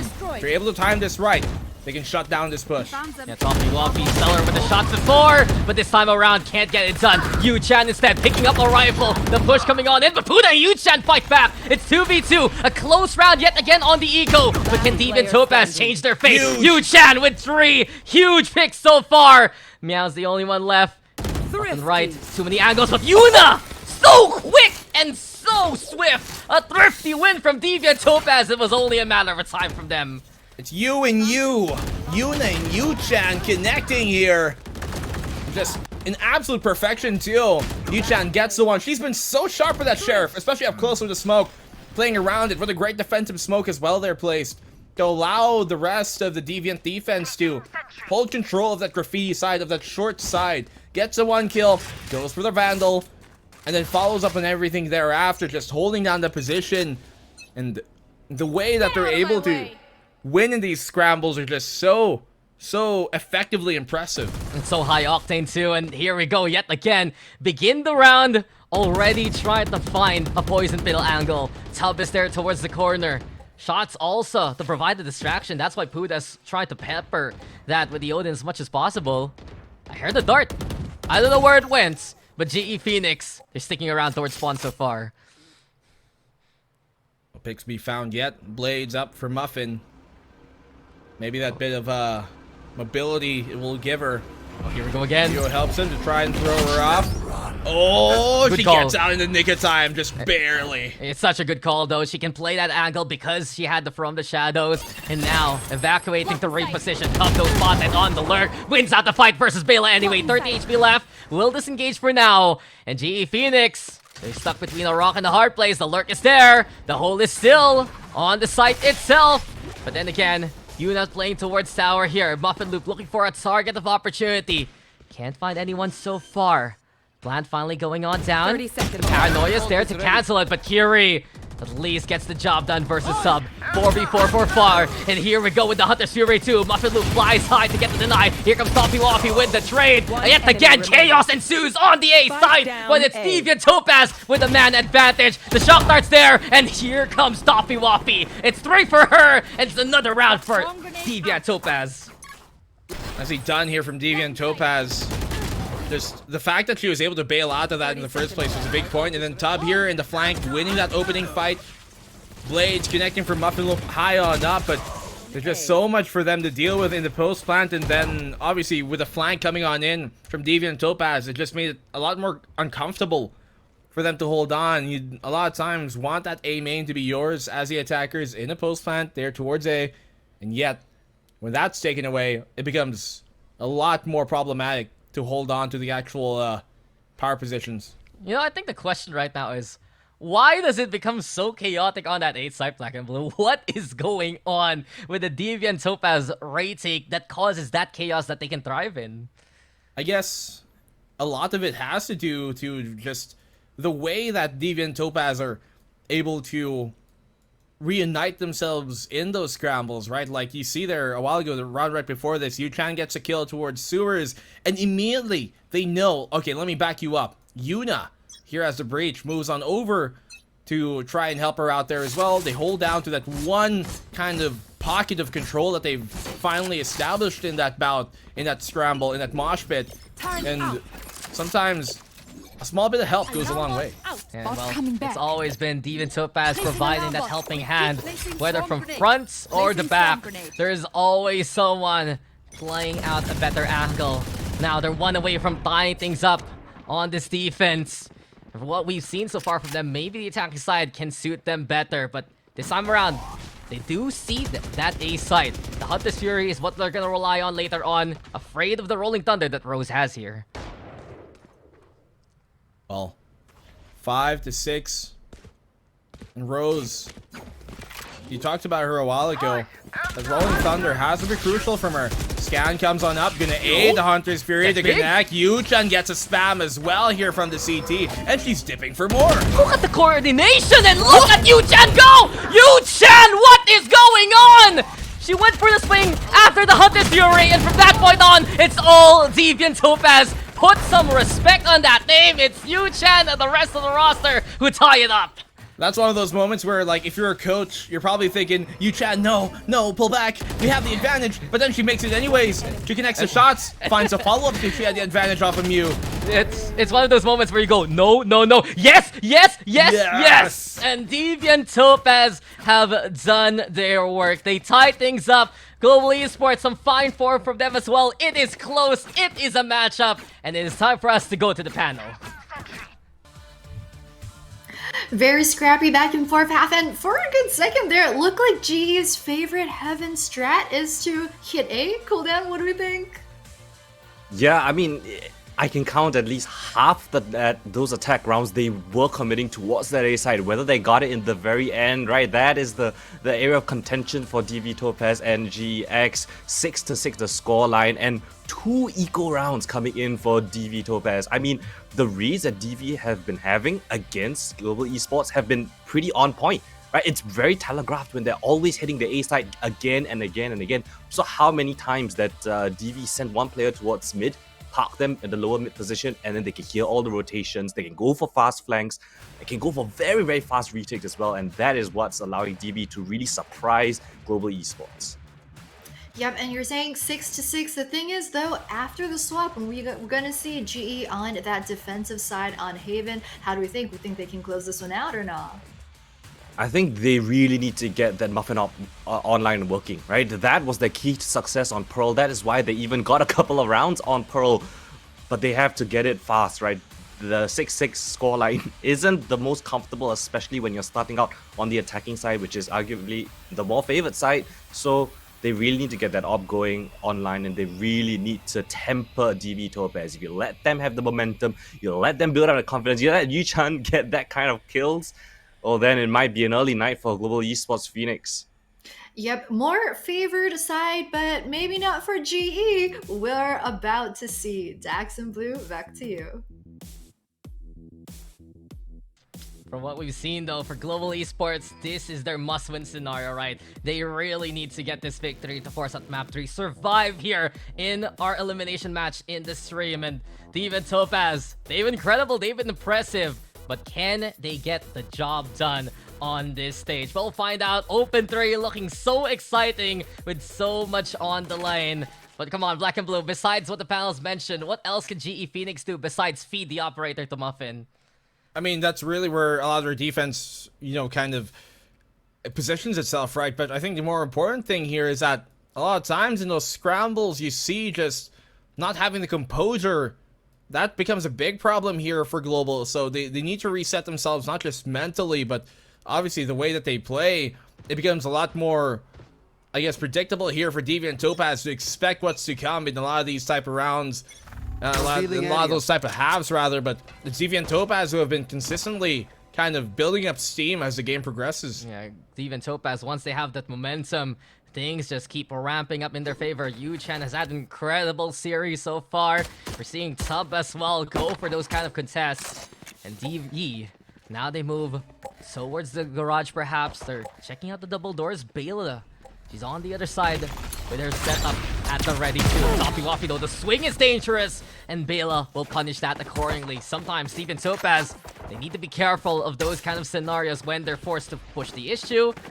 GE handling and just hanging back on the side so far. Dashing by Sub. Here comes the rest of Deviant Topaz as well. Yu-chan though with the overrun. It's Meow who does get on the board. GE now with the advantage. 3v2 as they still play towards Lake. The flag is perfect. Muffin Loop takes advantage. Tub now all alone on an island. She's been scanned.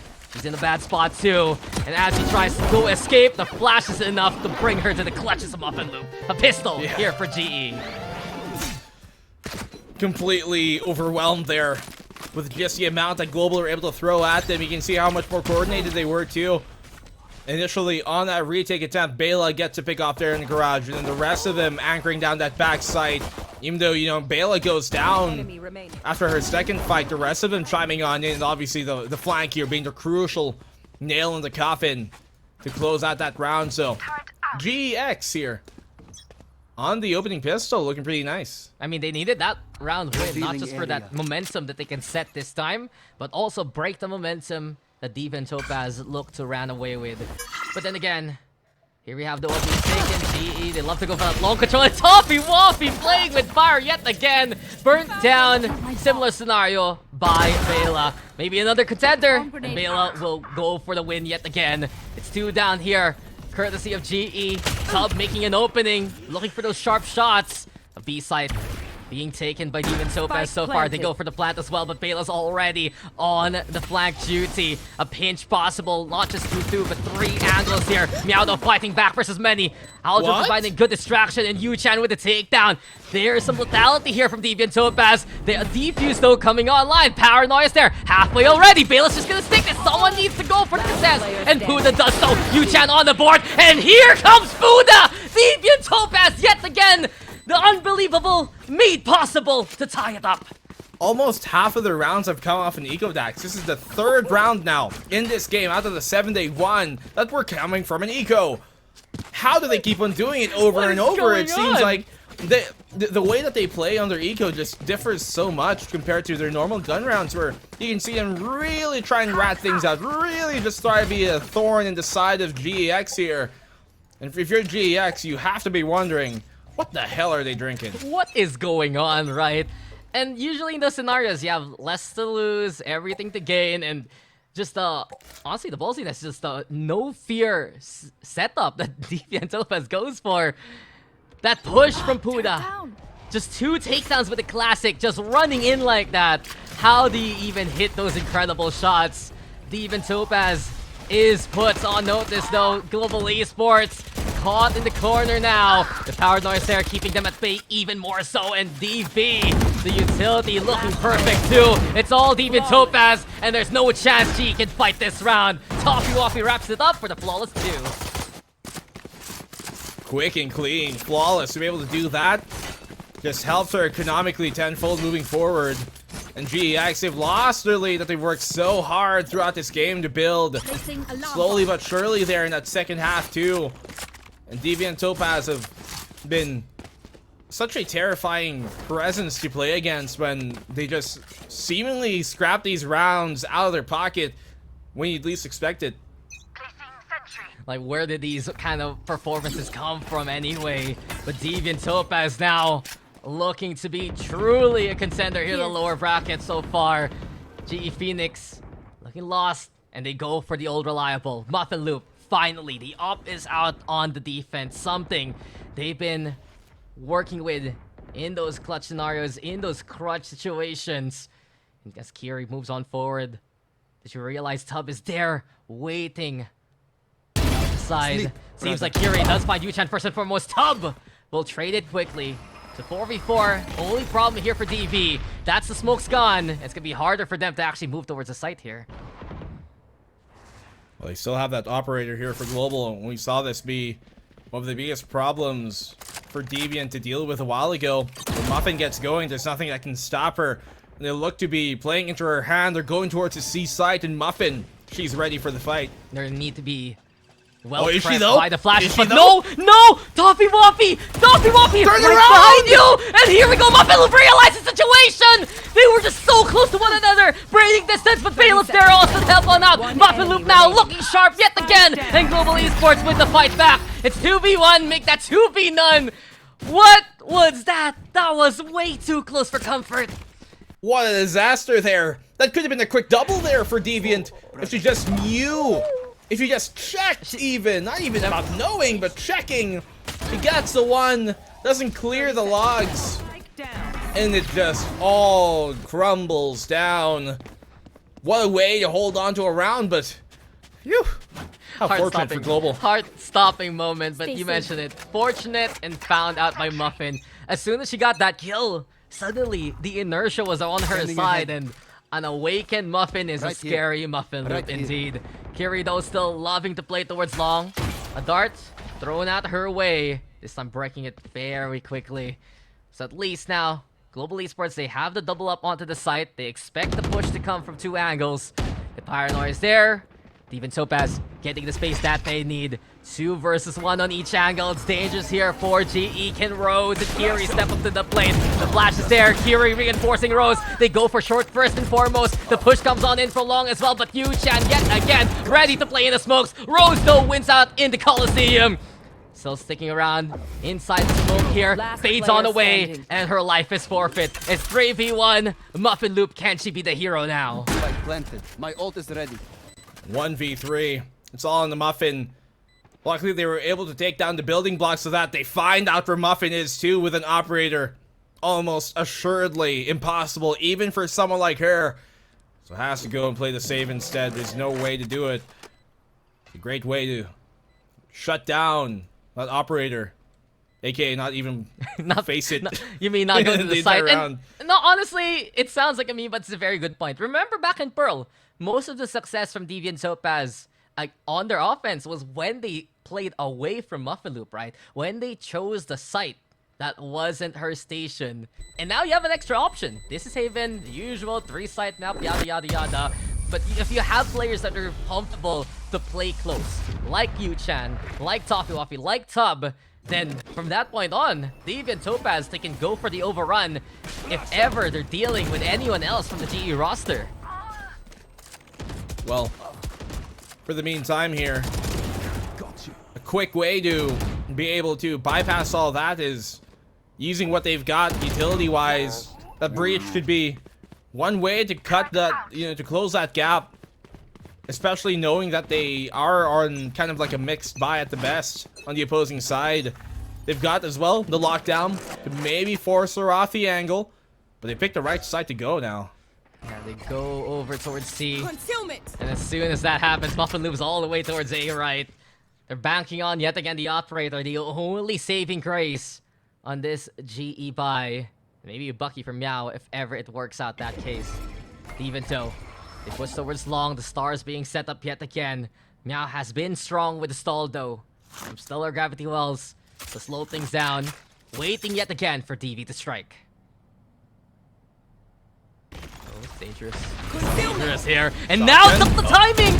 She goes inside smoke, misses the first shot, but Tup is there to go for the trade. Bela on the board too. And Deviant Topaz taking some casualties, but still fighting back. Good flash from Rose, and now she gets the shot too. Muffin Loop has arrived, and now you will be decimated. GE, they fight back. Yu-Chan has to evacuate and play on A instead. Shut down completely. That was looking so good, then so bad, then so good again for Global. Take flight. Complete roller coaster. But the round's not done just yet. They still have the Rolling Thunder. Yu-Chan. It actually didn't look her way. She didn't have to shoot it out. Oh no, and even more so, the Aftershock is there to flush her out of the corner. The scan is even worse for wear, but Yu-Chan is sharp, but not sharp enough versus many. Rose is there, Muffin Loop too, and this is GE, who bring it to a 9-9 standing. Dude, what is this? It's like an amusement park giving us a ride-all-you-can ticket because the roller coaster keeps going round after round after round. Spike down. Wow, it's a paint train with an express lane here. Bela gets to one, falls back, but like everybody else just timing of the fight. Yeah, solo rider here. The fast pass for Yu-Chan. She skipped the line of C, went to A, but eventually Global Esports caught up with her, and it's still a threat. That operator is very, very dangerous. And let's not forget, that was a lesser buy for G. Effectively a thrifty plus an operator, right? Get out of my way. Well, in that case, super swell. You get good. a lot back in return. Guns. And obviously the round as well. Lockdown still available for Toffee Waffy, but oh, that's a big pickup from Meow. And now they even have the ultimates to answer back and respond if ever Deviant Topaz decide to burn theirs. Yeah, the creator space, Tub is gone, and Global Esports looking to prove that they can hold without Muffin Loop providing that first contact. They did so a while ago on the Sheriffs. Can they do so yet again with the rifles? The paranoia is there though. It's still C hit here for the side of Deviant Topaz. Global Esports, you realize now the shuffle's there and they'll have to go for the retake instead. You should Spike down on the plant. Got time to fall back as well. Lockdown here on the attacking side to buy them space, buy them time. There we go. Deviant to go aggressive, but Muffin Loop on the flank just shuts their plans down. So quick and so precise. Puda though towards the corner. And Muffin check things out. Realizes dash into her. But it's not enough to provide that swift kick. It's Puda who'll boot her out of this round. 3v4 though. The Hunter's Fury is still available. A good angle. And even intel now with a jump peek. There's the tag. Does it lead to the back? Yes, it does. Toffee Waffy fighting back still. 2v2 for now. Dart being thrown. Cosmic Divide is there though. Here comes Toffee Waffy. But Pela providing protection. Rose for the defuse. This is the round win for GE. A great effort from Puda. But it's not enough. Global Esports still with the win. That's why you should have... I mean, she gets a pick off, but there's an op right beside her. She could have used that to peek too as well. Maybe gotten a pick off, and then you burn the Hunter's Fury when you hear the second tap. But more importantly, when you hear the Cosmic Divide be pulled, because Hunter's Fury can go through the ult, but your bullets can't. Yeah, maybe just some discomfort on the op itself, but timeout now called by Deviant Topaz. It's been close. Deviant Topaz has put a lot of fight in this game, but it's still something I noticed early on in the first half, Black and Blue. Kinda how they've been playing some of these situations when they can't just go gung-ho.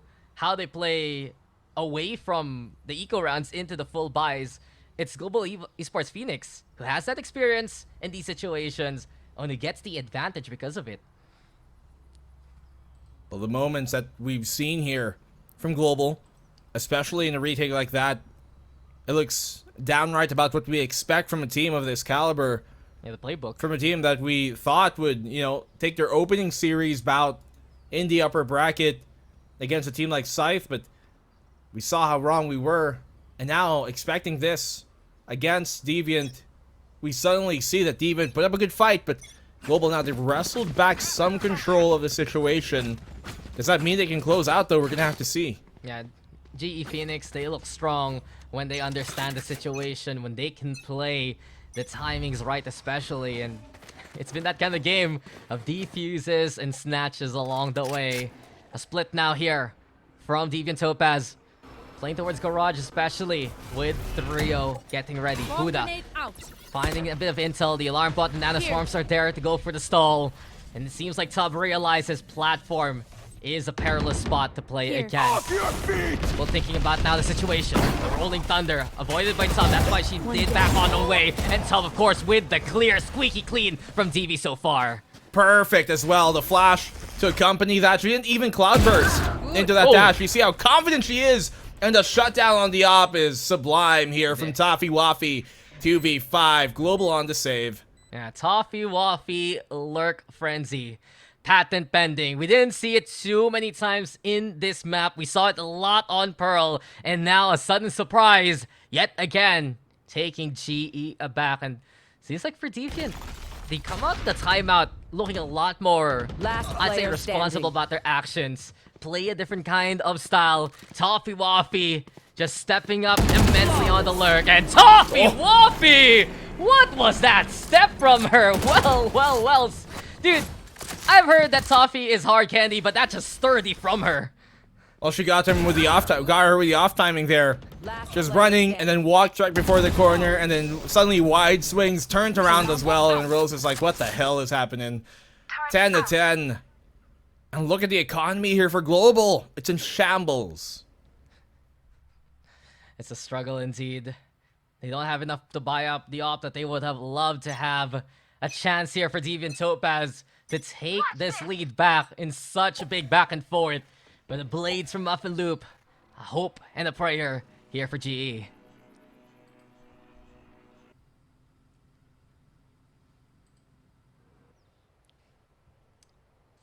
For now, though. It's just a silence, really. Anticipation, right? That's all you can really kind of take away from this. You can see the silence is deafening right now for Global. They know it's a dire spot they've got right now. Difficult situation. Blades is one of their crucial points. We've seen ecos be turned around, Dax, but it could be one of those where right here it might be too little, too late. Revealing Advantage assuredly in Deviant Topaz's side. Will that convert into a round though? But you can feel the pressure. Even Deviant Topaz playing it relatively safe. But the timing, Kiri, Alive to fight, 15 HP at least. But here comes Meow, 16k, and down she goes. Deviant Topaz, they don't let go of an advantage. They have the rifles, they will use it with impunity. But the timing Spike planted. could have been so much more fortunate here for the side of Global as Deviant take the round. Like with Curie pulling out her shock dart to recon the most missed opportune time. She had the stinger. She actually could have taken that kill for free against Tub, and then obviously the updraft from Muffin Loop could have found the kill. But counterintuitively enough, that defensive smoke Global put up to allow Curie to back off, to back away, it also makes that updraft angle a lot more difficult to hit because you just have much less. You see much less. You don't see the spike planner now, even after the updraft. Well, this is it though. GE Phoenix, a timeout called, and I really wonder what's the play here. They have enough to go for Glass Cannon Operator. Yeah. That's pretty much it, if they choose to do so. Maybe Bela can actually buy that op for Muffin Loop. She can pick up a rifle instead for Bela, and it's gonna be very interesting how GE Phoenix runs this because they've seen how reliable that operator has been this series. But even Topaz is expecting it by this point, right? I mean, the way that Deviant Topaz have been able to rather rectify whatever mistakes they were having earlier on, it takes really big Alarm bot out. brain to fix small pain. Is that how it works? You just need Yes. to outthink the pain? It Yes. doesn't hurt. It doesn't hurt. Oh, It's a that's perfect. mindset. Yes, I just say, oh, I'm happy. I'm happy. I'm happy. It will work out. Yep. Well, I'm happy to see such a close game, though. Honestly, this series already surpassing many of our expectations. And Deviant Topaz is the biggest catalyst of it so far. Still, though, the past few rounds, Black and Blue, they're seeing the checkered flag, and they're playing it safe from this point on. For the moment here, let's see if they cross the finish line quick and easy, or it'll be a bumpy troll down turn 22. It's Toffee who just catches Meow sleeping. Absolutely caught unaware, really, of the situation. And now, Deviant Topaz moving towards the side. Tub contesting versus Link, but Rose gets the number on her. Huda now going for the close engage. Nice flashes here from Rose. Something that Global Esports can work with, but Yuna already fragging out. There's the two. And they don't realize Muffin Loops, they're coming in from the garage. They don't know, but the shot doesn't ring! Doesn't get connection! And suddenly, it's Toffee Waffy right behind her! A series of unfortunate events here for Global Esports, and Deviant Topaz will take advantage. Toffee Waffy has had enough. She picks up the off, no saving this whatsoever, and Bela is the target, and she will fall. Toffee Waffy is truly ready, and Deviant Topaz is on match points. Woo. She's toughin', she's waffin', huffin' and puffin', and there's nothing that can blow her down. Toffee Waffy, just these lurks of hers, so crucial. But the bigger blunder here is Muffin Loop not connecting. It's not all her fault, but it's just so unfortunate. That could have been where they brought it into a more equal state. 2v2 would have been a lot more preferable. What a way, though, to end this if ever. And this time around, Global Esports, do they just go for the aggression? They have been perennial contenders in these opens so far. Open 1, Open 2, GE Phoenix making a name for themselves, especially making it to 4th place last time around. That big win versus RT Kaguya. But maybe now, the upset can be turned onto the other side. Deviant Topaz making sure that they are known in this bracket. A chance here to move towards A. The lockdown's there too to provide that space. Counter lockdown though. Good timing, but the Hunter Fury is gonna be there. Enough perhaps to get destruction. Also the same kind of case. Lockdown broken. GE now with the advantage. 5v3. The Owl Drone in position. Tub though looking to play in the close quarters. The Owl Drone keeping her at bay. Tub with a takedown. Tub with a second. But Meow is there for the trade. Here comes Global Esports. And they will stand together to still fight in this series. One more round we go. And overtime is right around the cusp on the horizon. And Global do not want to go around that corner with their heads down low.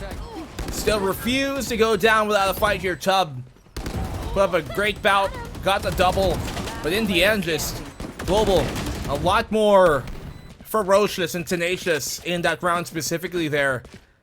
Really clawing and scratching for every inch of control, and Deviant just weren't ready for that level of play. Yeah, those kind of moments you can see Deviant Topaz is very confident with the state of play right now. But you still have to respect the numbers in Global Esports. Those early picks yet again providing them a cushion. Is this it though? Do we get overtime? Or do we get such a stellar win from Deviant Topaz? They move towards B, and the Rolling Thunder utilize over that link. So at least GE avoiding that so far. The transit coming on in, Toffee Waffy, the lurk, getting value, but G is still ready for this A hold. They're going A, and this is dangerous right now for Deviant Topaz. Fault line gets the connection. Bayla and Rose are set up and ready, and Dominoes do tumble. Yu-Chan picking up the spike. Here comes Tub. She's coming out from the heavens and now gliding down to try and smite the opposition. Meow on the other side. It's 2v2, and this is big. Yu-Chan and Tub versus Muffin Loop and Meow. The biggest, baddest players on the server. Gonna clash perhaps for the final time. The high ground even taken here by Yu-Chan. Muffin Loop is just creeping forward. Closer and closer. The smoke criminal is set, but the dash is there to keep her alive. Tub finding Meow. It's 2v1. And Muffin Loop, will this be the end of the GE timeline? Last chance you mentioned. And Deviant Topaz is there to make it happen. A victory well fought and well earned. This is huge here for Deviant Topaz. They keep their elite dreams alive and they eliminate Global Esports Phoenix. It's a ghost you don't know about that can haunt you in the end the most. And Deviant Topaz, we might have not known their names coming to this open Dax, but you can certainly start to plaster their names everywhere, taking down one of the teams that were on pace, Dax, to qualify into Elite. This has got to hurt. That's going to make their LCQ hopes even more so a reality here as Deviant Topaz. Who would have thought they'd take down Global 2-0, and what a way to do it as well. And this victory, I remember correctly, I think the other stream is actually done with Orangutan eliminating Anomaly. GE had the chance to take fate in their own hands. If they beat Deviant Topaz, they would have been in Elite, but no. Deviant Topaz puts a stop to that with authority. Just from the whole roster, honestly, I will remember these names moving forward. They have just been incredible, from Toffee Waffy's amazing lurks, from Yu-Chan and just how she's able to play in those kind of angles. Tub, just squeaky clean again and again on those kind of entries. And GE right now, they have to be shaken after that loss. Well, it's a good thing she named herself Tub, not Bubble Bath, because there's certainly no soft play measures being made out here. I only wish we could have seen these gals play throughout Open 1 and 2 because they are absolutely impressive and they're one of the most spectacular things we've seen this Open. But for the meantime, you're going to see a more spectacular face in Jenny and Koldan as they're going to take the panel away. DV stamping their heels down and leaving a mark, saying we are not the new kids on the block. And boy, Koldan, discovering a hot rookie team in the very last Game Changers Open of the year was not on my bingo card, but DV just playing like the light fantastic. Koldan, I think you wanted to highlight just how well they also played their eco rounds in map number 2. I mean, the eco rounds were the main driving point of the entire map. I mean, apart from how chaotic everything was, I mean, if I'm not mistaken, 3 eco rounds in the favor of 2 in the DV, first half, and then 1 like the. And then there was one low buy eco round for Global Esports Phoenix as well. So just eco rounds everywhere around the shop, and then there's just chaos at every single corner. But Deviant Esports, right, the way that they play together, the tenacity, you can see in every single one of their players how much like it means to them, and like coming out of nowhere. I mean, okay, not really nowhere, but like just coming out from the woodwork, I guess. Unknown names, right? Everyone discounted them. No big name on their record. They've only faced OGX before, lost to them, and now they take down Global Esports Phoenix and shatter them Open 3 dreams, right? That's Global Esports out of Open 3. If Deviant Esports actually make it all the way deep into Open 3 playoffs, you know, Global Esports, they might just be at risk of losing out and qualifying for Elite, but let's just take a look at the scoreboard. I think that encapsulates all this chaos perfectly.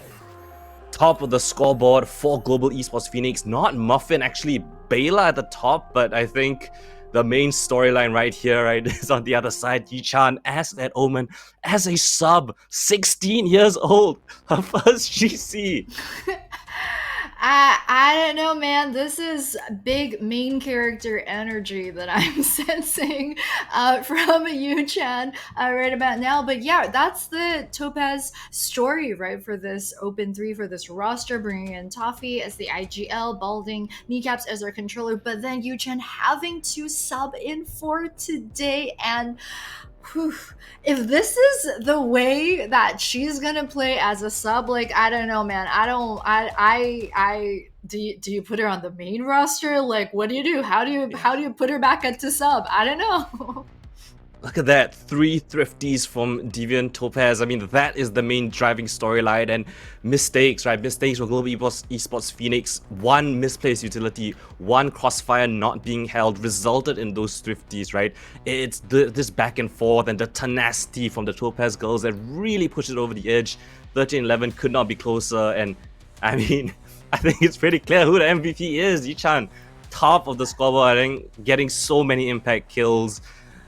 I love her her in-game sense, game Yeah, sense, her intelligence is insane. Insane. 37.7 headshot percentage as well. 20.8% first blood percentage on the Omen, no less. Yeah. But I love this photo. Like, she's just got that mess of me and find out kind of energy going on. But yeah, just subbing in today and then just rising to the absolute top. I'm so proud. We can't give her any more props than we already have. I think we do have our interview. That's ready right about now. Oh my god, can you hear us? Can. Yeah. Hello. Hi. Oh my god. Hello. Hello. Congrats on today. Thank you. How did you feel about this match? Because I know that like yesterday you guys are just coming off of that 0-2. Did you expect this 2-0 over GE Phoenix as well? To be honest, we don't really put that much expectations. We always have this concept of like going just round by round. So we don't look at the scores and everything. So yeah, we just relax and play and have fun also. Right. Actually, I want to take this opportunity and ask you, Yuna. I mean, you've been with your core essentially since Open 1, right? It's been a long, long road all the way from the beginning. I guess if you could like summarize your journey all the way up to here, like how did you guys get to this point? What was the trials and tribulations y'all had to go through, and how happy are you that you've made it all the way to the playoffs and winning your first game here at the big stage? First of all, I'm so happy. I'm sure my team is damn excited as well. So basically, I've went through like 2-3 different teams if I'm not mistaken. But yeah, we've been like changing rosters and all until we find like this perfect secret recipe, I guess, where we have fun with each other and stuff. So yeah, it's been a long journey, but it's one that's worth it.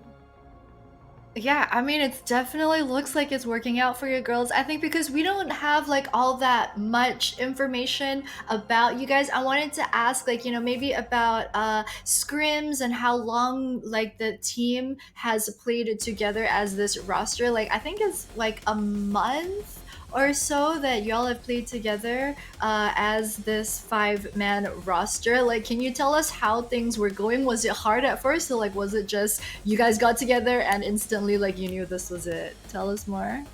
The core, which is like me, Puda, and Tap, was already playing for like more than a month. But with this full roster, we've been playing for like 2-3 weeks, I think.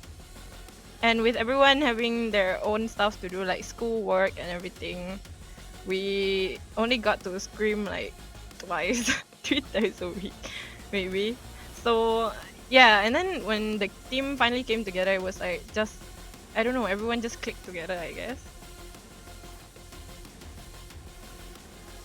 I mean, that's super impressive to hear. I can't believe that like 2 to 3 weeks playing as this 5% and y'all are already like on your first win. Well, best of luck for tomorrow. And also, we did the math, and like you guys still have a chance of making it into elite depending on where y'all end up this open. So best of luck to you guys. Congrats on the win, and thank you so much for Thank you the very interview. much.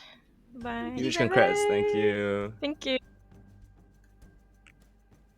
Wow, I mean, So go wholesome. like a roster, right? Just coming out for Open 3, getting together, finding the groove, finding that that chemistry that so many teams desire, so many teams are looking for, so many teams trying their best. But you know, I guess Deviant Topaz found the magic combo this time around, and I cannot imagine, you know, the circumstances that you gotta get Yuchan as a sub to come in last minute and then put on a stellar performance like this. And we have the brackets ready for you guys to really show how this has shaken up the landscape for playoffs.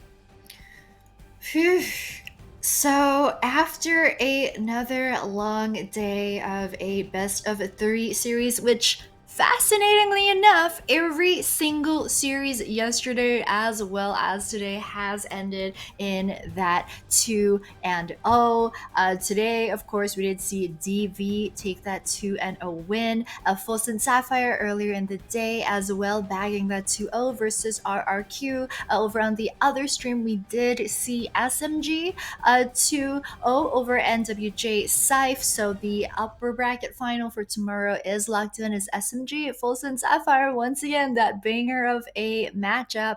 And yeah, OGX 2-0ing over ANC. So unfortunately, we do bid farewell to both GE Phoenix as well as Anomaly this time around. But I gotta say, you know, props to ANC also, just coming in to Open 3 as that other newcomer team on the block and making it out Swiss playoffs to get to this stage. I mean, we might see them at LCQ. We're probably gonna see all the teams that don't make it this time in LCQ. So, you know, it's a good little refresher, good little warm up for next month. Yeah, and speaking about that LCQ, right? Global Esports Phoenix technically not out just yet, right? We have to I've see done the how math. Deviant.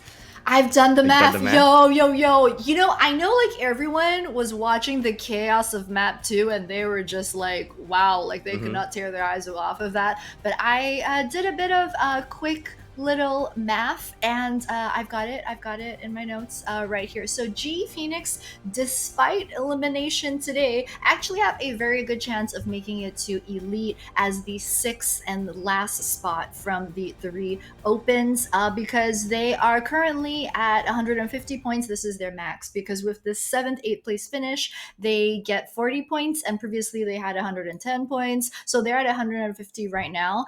First to 5th is currently in the 150 to 200 range. So the highest that GE Phoenix can place is 6th place, which is the last spot. But they actually have a very good chance of placing 6th, because the only situation that they do not make it in 6th place is if Deviant Topaz, who's right now at 55, win Open 3. They get 155 points, and they will just Oh my squeak God. out GE Phoenix at 150. So Hey, you never know. You know. unless I've mucked up the math like so hard and like, you know, never gonna get hired Fake in any type news. of math job ever again. But yeah, this should be right. Don't quote me on this, but this should be the math. So they do have a good shot of making it in 6th place, but of course it's out of their hands. You know, they gotta just watch the rest of the competition like all the rest of us and wait and see. Yeah, I mean, I guess to summarize this day, it's been a roller coaster for the final series. What a way to put your name on the map. I mean, teams all around, you gotta keep an eye out for all these players. What a fantastic showing for DV Topaz. Congratulations to them, and I can't wait to see what they have in store, you know, against Kaguya in the next series. And you know, this Open 3 is, you know, starting to get a little bit more exciting. I can't wait to see what we have in store the next coming few days. But I think that's all from us here today. huge shout out to Akazas, Black and Blue, and Dax, as well as Ray Retru on the desk. This is it from us here at Game Changers Open 3. We'll see you guys same place, same time tomorrow. You don't want to miss the action. See you then. There they are.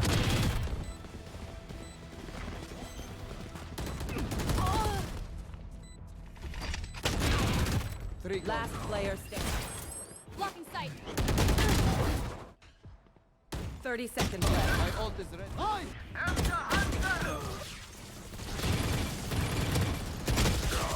A.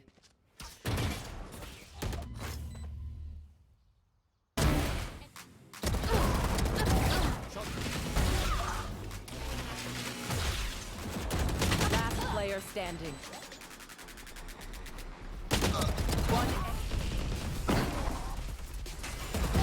One down. Enemy tag.